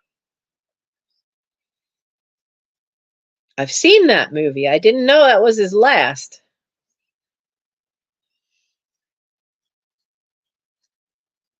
Phil Silvers. Yes, that was the guy's name. That was the actor's name, Phil Silvers.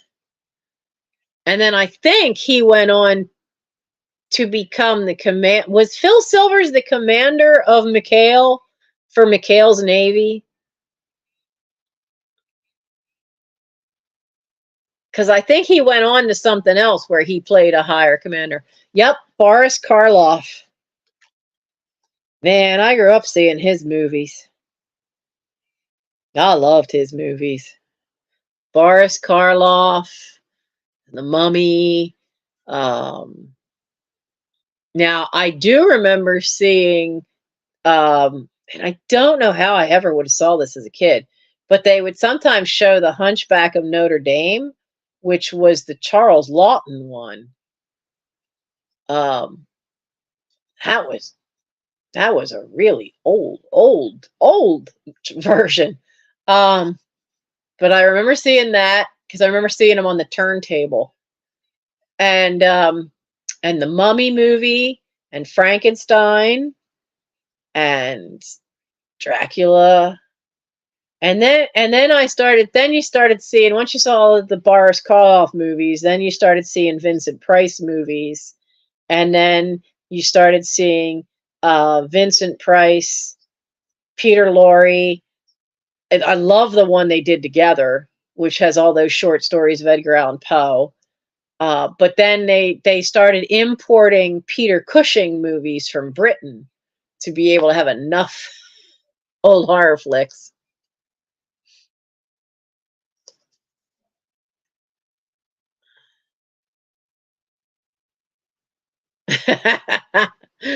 Arsenic and Old Lace. That's a good movie.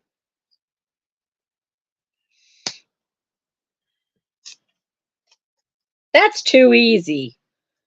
How many 6-shooters did the Lone Ranger carry?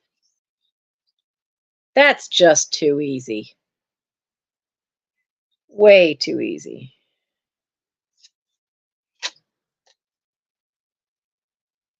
Oh, I can guess this one.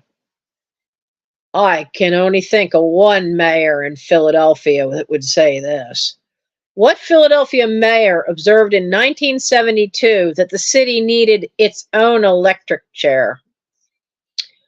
I would bet a 5 that that is Frank Rizzo. That man's attitude, even yeah. I'd bet money on it. Yep, Frank Rizzo. Yeah, not at all surprised. Let's see. It's coming up on 2:30, so I will have to start call it a night then, because I am supposed to be up at 9 to call her in the morning to see if I'm coming over in the morning to get all the stuff for Goodwill. And since I'm going to be going to the library, I may do a book run for her as well. No, not Herbert Hoover. Herbert Hoover was never mayor of Philly in 1972. That would have been good old Frank Rizzo. Honestly, I'm amazed nobody ever made a movie over that nonsense. I mean, heck, you've got Godfather 1, 2, 3, 4. You know, why have you never done a movie on Rizzo and all that shenanigans? Oh. What song and dance man stopped the show as Cosmo singing Make 'em Laugh in 1952's Singing in the Rain? Oh, I know who sang Make 'em Laugh. And he actually, it's so underrated, but he actually does a dance move that is one of the hardest dance things to ever do. No, not Bing Crosby. Bing Crosby's not in Singing in the Rain. Bing Crosby has a 19-year-old Debbie Reynolds in the cast. Yeah, I want the Gen X version. Is there a Gen X version of these cards? There's got to be. If there's a baby boomer version of Trivial Pursuit, there's got to be a Gen X version. Well, maybe not. We get overlooked for a lot. So Gene Kelly, who did not want Debbie Reynolds in that movie. She was only 19 years old. He didn't think she'd be able to dance well enough to keep up with him and Donald O'Connor. Donald O'Connor is the one that sings Make 'em Laugh. And in that song, he does a dance move that even Gene Kelly didn't really like to do, but Donald O'Connor got known for being able to do it. And they made sure they put it in the movie. He runs up a wall and backflips off the wall. And then at the end of the song, he goes to do it again, and he goes through the wall because the wall is now a piece of paper. It's Donald O'Connor. And it's in that song, Make 'em Laugh. And it's that really cool. I don't know how many times I've seen that movie. I love that movie. I like those old Hollywood musicals. Yep, and they flips the couch too. Absolutely. Let's see. Wow. I'm curious about this one, being a book nerd. What kind of book sold at auction in New York City for $2 million in 1978? Oh, yeah. Good Morning is a good song.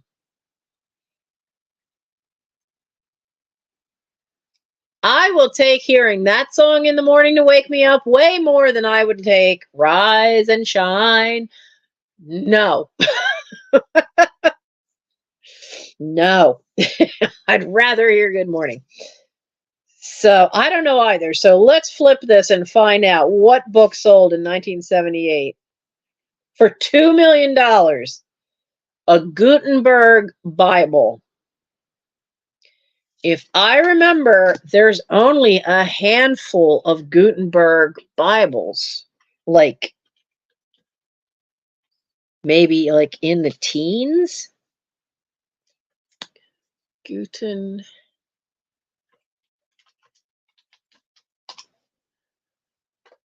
Does it say? I mean, it's the earliest.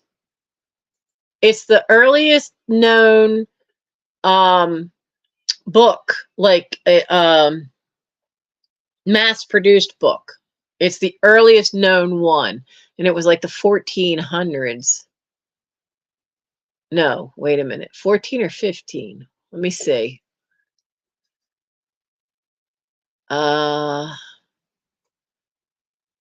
It's the earliest major book printed using mass-produced movable metal type in Europe. It marked the start of what was called the Gutenberg Revolution and the age of printed books in the West.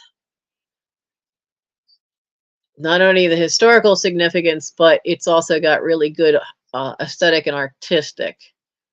It's an edition of the Latin, of the Vulgate Bible. The Vulgate Bible is the Latin Bible.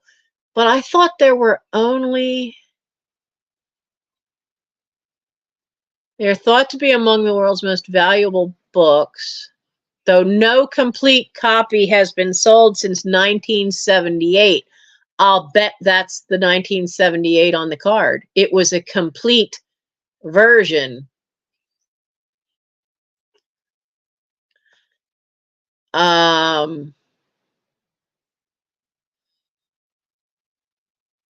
Only, they think only between 158 or 180 copies were printed. But how many do they put how many they know are surviving copies? As of 2009, there are only 49 Gutenberg Bibles known to exist. Only 21 are complete. No wonder it was 2 million in 1978. That's the last time one came up for sale that was complete. There's only 21 known complete ones. I knew there was something where there was very few complete ones. So I figured that had to be cool. You imagine what a Gutenberg would get now? If it was 2 million in 1978.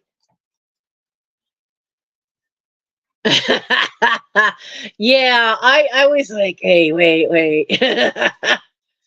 Yeah, I was like, now that's gotta be, it's gotta be a Bible. The thing is, was it a Vulgate Latin or was it a Gutenberg? Yeah.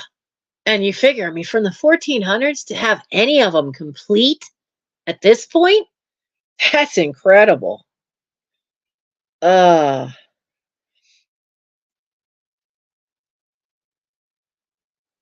uh,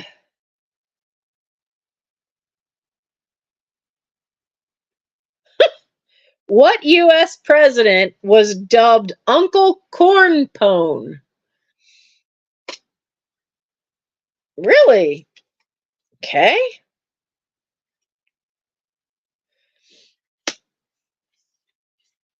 Uncle Cornpone, that was the U.S. president. Which one was dubbed Uncle Cornpone? Took over after Nixon, didn't he? I think so. I think he was the one after Nixon, right? Lyndon Johnson? Yeah, that's before me. That's definitely before me. Uh,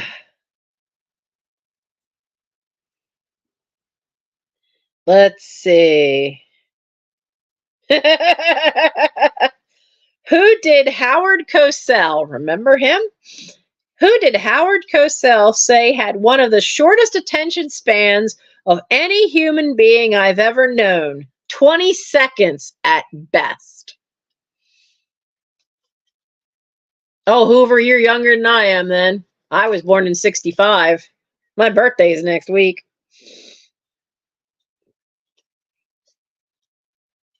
Reagan was the first president I voted for. I liked Reagan. But I've come really don't like what the Republican Party has turned into, that's for sure. So let's see. Yep, it's who I thought. You're 43. I'm going to be 58 next Friday. Not today. Next week. Muhammad Ali. Muhammad Ali was who he thought had the shortest attention span. And you know the funny part is I remember watching Wide World of Sports, and you just loved it if Cosell and Ali were together, because they would always just rib each other, and they had become really good friends off the air. Let's see. Where is another one? It's 2:38. Let's do two more. Let's find some fun ones.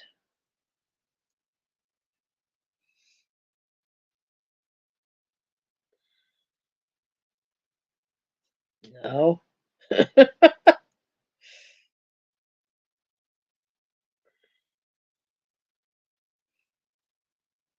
I've never even heard of that movie, so no. Oh, okay. We've all heard of the movie Psycho. That's right. Moves like a butterfly and stings like a bee. How many years was it before Norman Bates returned home?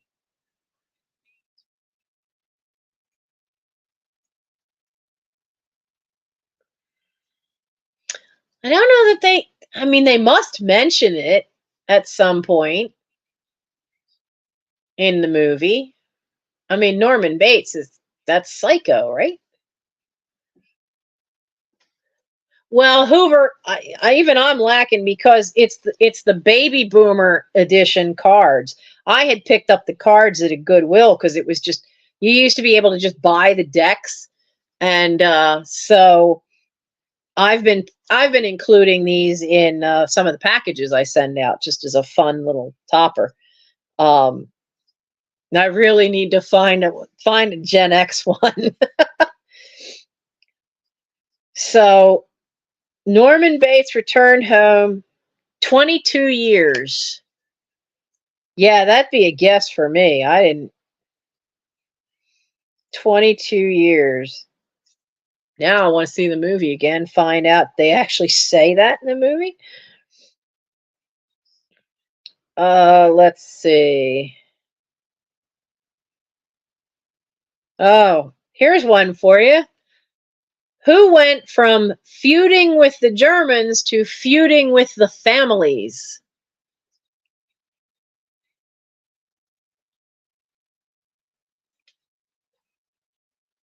Yep, it's who I thought.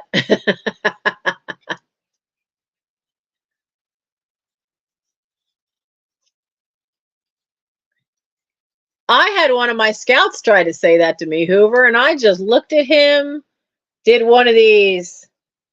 Really? I look that old? And he went, well, no, but, and I went, well, then shut up. It's like, don't you dare call me a boomer. No, no, no, no, no. Mind you, most of them think I'm way younger than I am. When they find out I'm older than their parents, that kind of blows some of their minds. So the one who went from feuding with the Germans to feuding with the families is Richard Dawson, because he was Newkirk in Hogan's Heroes and then became Family Feud became really well known when he was the host. And then it had a couple of replacement hosts, and then it got Steve Harvey. And so, I mean, game shows, a good host can really make or break a game show. And Steve Harvey's done really well. Let's see.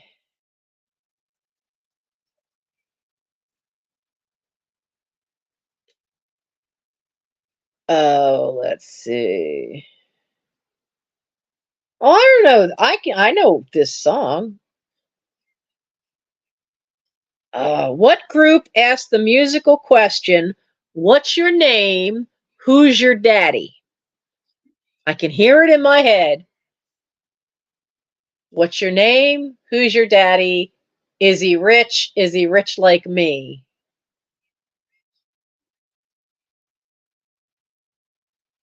Does he take any time to tell you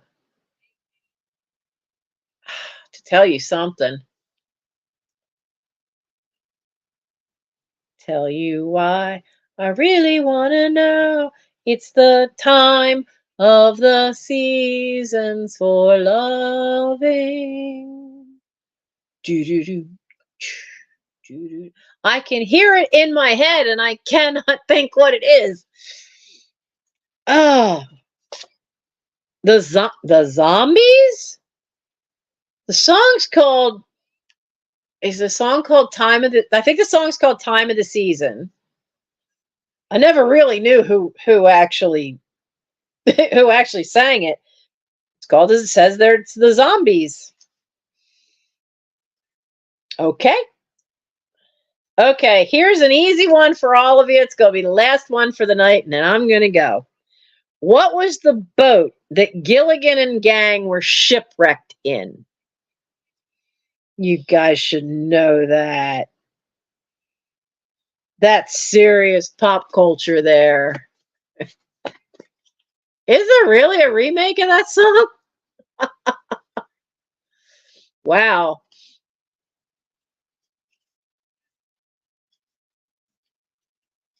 So it says Gilligan and the Gang. It should say Gilligan and the Rest, because that's what the original thing. Yep, the SS Minnow. Yeah, I went with Netflix. I actually got, when they had all the DVDs, I actually got to see the first season, which was all in black and white, because the syndication only syndicated the color. And I swore I had seen a black and white one at some point as a kid, but maybe not. But I did get to see the whole first season. And it's funny, is like the first time the first episode played and I'm watching it and they went, Gilligan, the skipper, and they get through and then they go, and the rest. And I'm like, what? Where's Marianne and the professor?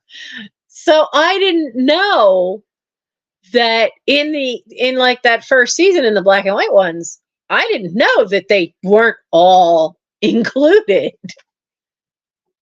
Yep, Skipper, Professor, Ginger, Marianne, Gilligan, and the Thurston Howes. Yep. Absolutely.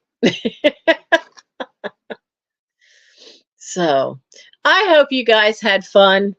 I mean, it just was a fun thing. I definitely need to find out if there is a Trivial Pursuit Gen X edition.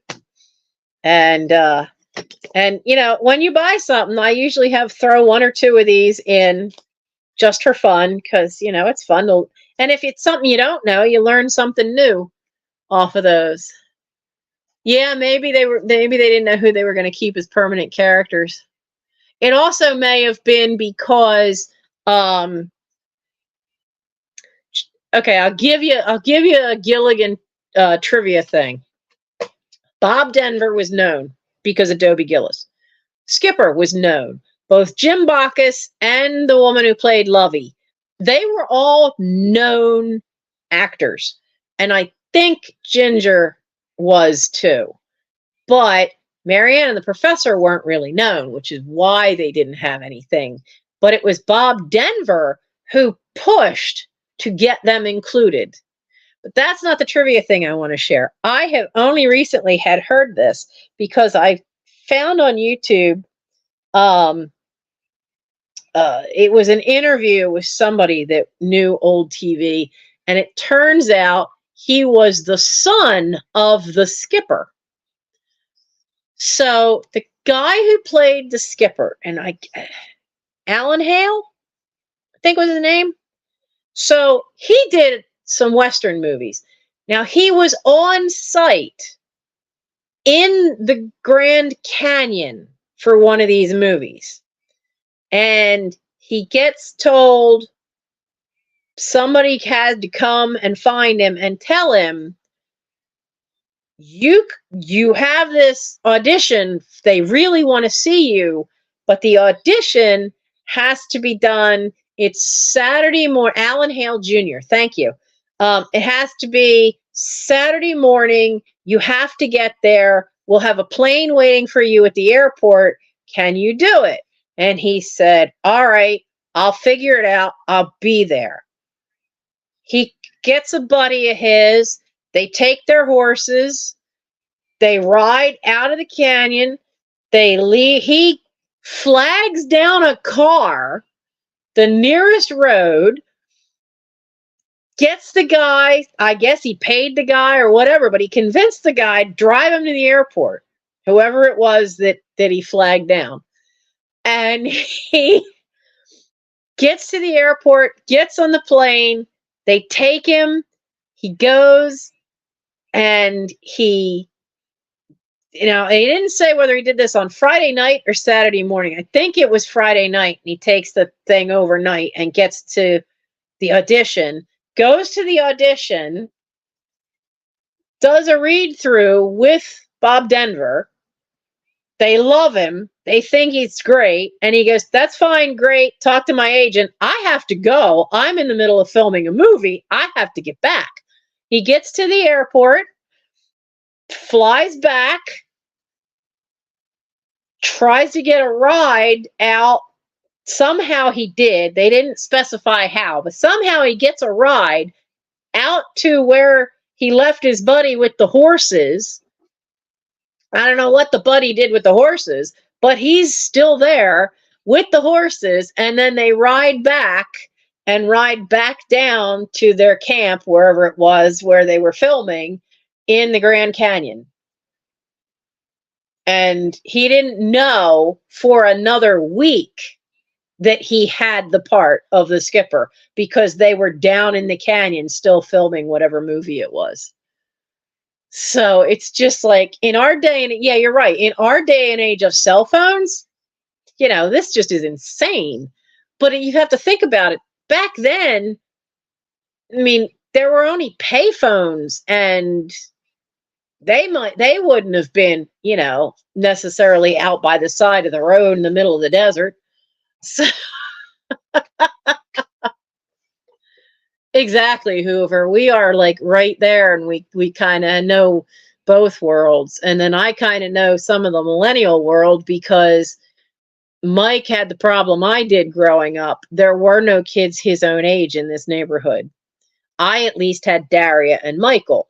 Mike was a year older, Daria was a year younger. Mike had nobody. So when he first started getting video games, I had a Sega Genesis system. I played games with him. When he got his first Xbox from his dad, I played games with him. So I still like every once in a while playing. But I'm not into all the games, but I still can relate enough to video games and the video game culture. And he keeps me on top of the music. I still have my Sega, but it doesn't want to work anymore. I still have some of my games. I would give anything to find a way to get that Sega fixed and still play Zombies Ate My Neighbors. It's my favorite game. I've never gotten past level 18. There are 23 or 24 levels on that game, and I never was able to finish it because the system died. I do a little. I really liked Left 4 Dead. I found that good stress relief. Left 4 Dead 2. Right now, I'm been playing through. Mike got himself an Xbox 5 because the Xbox 4 died. And he went to a lot of trouble to transfer over my God of War Ragnarok. I like stuff that has a storyline and easy controls. He's got a lot of games where they're too complicated. Sega 64. Yes, I had a Genesis. And that I got secondhand. I would love to have had. When I was growing up, Atari came out, and my brother Roy and I, we used to beg for one, but it was out of budget. We didn't know it then, but it was just out of budget for our parents. And so we never had an Atari. But boy, did we play. We both played an awful lot of games when there were arcades around. Not only pinball, but I can remember playing Galaxa, Space Invaders. Yeah. Well, see, that's the thing. When there's too many buttons and you got to use all of them, I can't be doing that. I have finally gotten to the point where I can handle, like, you got your 3, your X, your O, you got your little buttons over here, and you got 2 motion controllers. And I can usually handle 1 trigger and those buttons. After that, nope. It gets too complicated. I liked watching Assassin's Creed, especially the first 3 of them, but I cannot, there's too much to fiddle with for the controls. I can't. God of War Ragnarok is pretty simple and straightforward. I loved it. Left 4 Dead 2, not Left 4 Dead 2, Red Dead Redemption 2. Not only is it a fantastic map, good artwork, tons of stuff to find, but then I realized that a lot of the stuff that they have hidden in there and the areas they're taking you to, they're taking you through all kinds of sections of the country where some of that stuff is real and is actually there. And one of the labs, you go to the lab, it's Tesla's lab. So, man, that's cool. I like Red Dead Redemption 2. That was really cool. I also, now when I was injured and I had to spend 6 weeks in bed rest, I did a lot of first person shooter. Call of Duty Black Ops had just come out. Michael left for summer camp. I was stuck in bed. And so we had moved his Xbox. I don't remember if he had an Xbox or a PlayStation. He's gone back and forth with them over the years until he finally got to the point where he had each. He had both. But he got so mad because in the week he was gone, I think that was the game that I prestiged, which was apparently a big deal, and he hadn't yet. And it was his game, and it was brand new. I got really good. So, yeah, now I'm not good at all of the Call of Duty's. Black Ops I got good at simply because I was stuck. I had I don't remember if that was the year I had the foot surgery or if that was when I snapped the ligaments in the left ankle. But both times I had 6 weeks of forced bed rest. And you can only read so much. You can only watch so much TV. And then, I had a really awesome build in Minecraft and then Call of Duty Black Ops, Borderlands and Borderlands 2 I've played all the way through. I tried to do Assassin's Creed, but I wasn't very good at that because I just couldn't figure out the mechanics. What's the one with the vault? Fallout. I like the Fallout games, but I have trouble with that too. I didn't have so much trouble with Borderlands, but Fallout was too fiddly for the controls for me too. So haven't done too many of those. So yeah, the game series is Call of Duty, and there's a couple of different ones. And some I was good at, but some were just, there's too much fiddling with too back and forth with too many buttons. And you know how they always have like combo moves?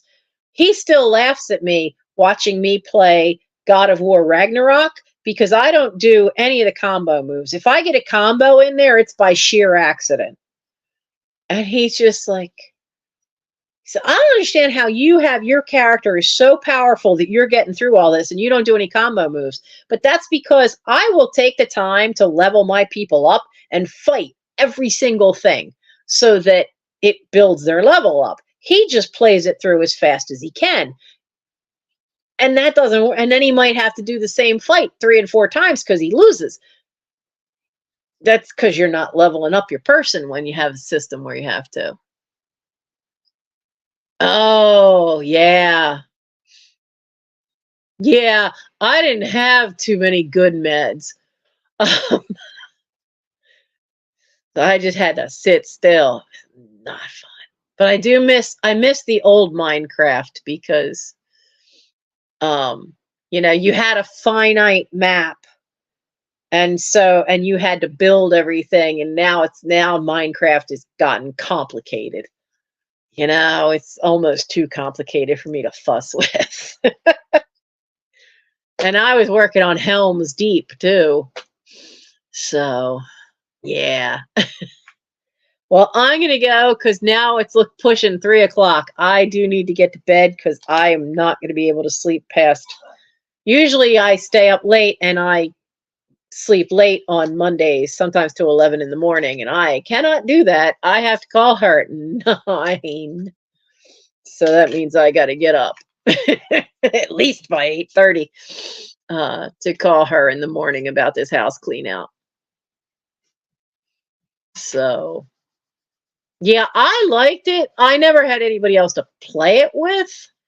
Though sometimes what Mike played it with some other Boy Scouts when he was in the troop, with friends of his that were in scouting, and they could always tell when I was in their world because they would randomly find a chest which had all kinds of stuff like just stashed in it, diamonds or, you know, pickaxes and stuff, and it would just randomly be somewhere. Because I like to mine. I would just create a mine somewhere and then just randomly leave them stuff in their group game.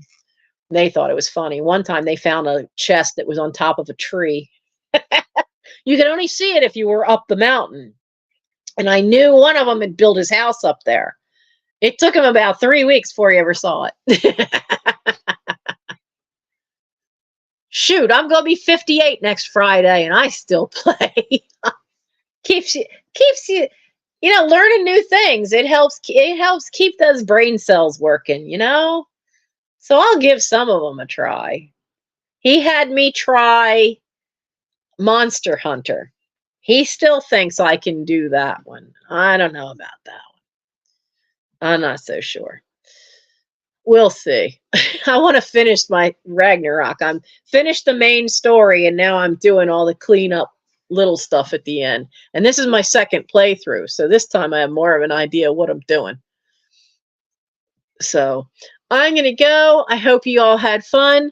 Next week, I know I was doing drop sales, and I was doing well with those lately.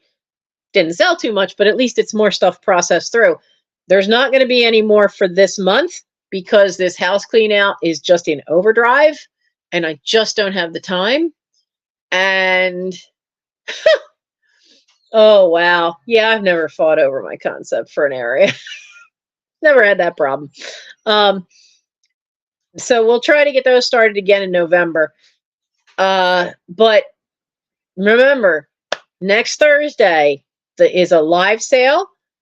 I'm going to try to make it all vintage Christmas if I can. You saw a sneak preview of a few incredible Mercury Glass tree toppers in their original boxes. So expect a lot of really cool offer ups that night. But remember too, that's my birthday night. Once we hit midnight, it's into my birthday. The Queen will be coming to visit. I have not found her tiara, but tiara or not, I do have the wig.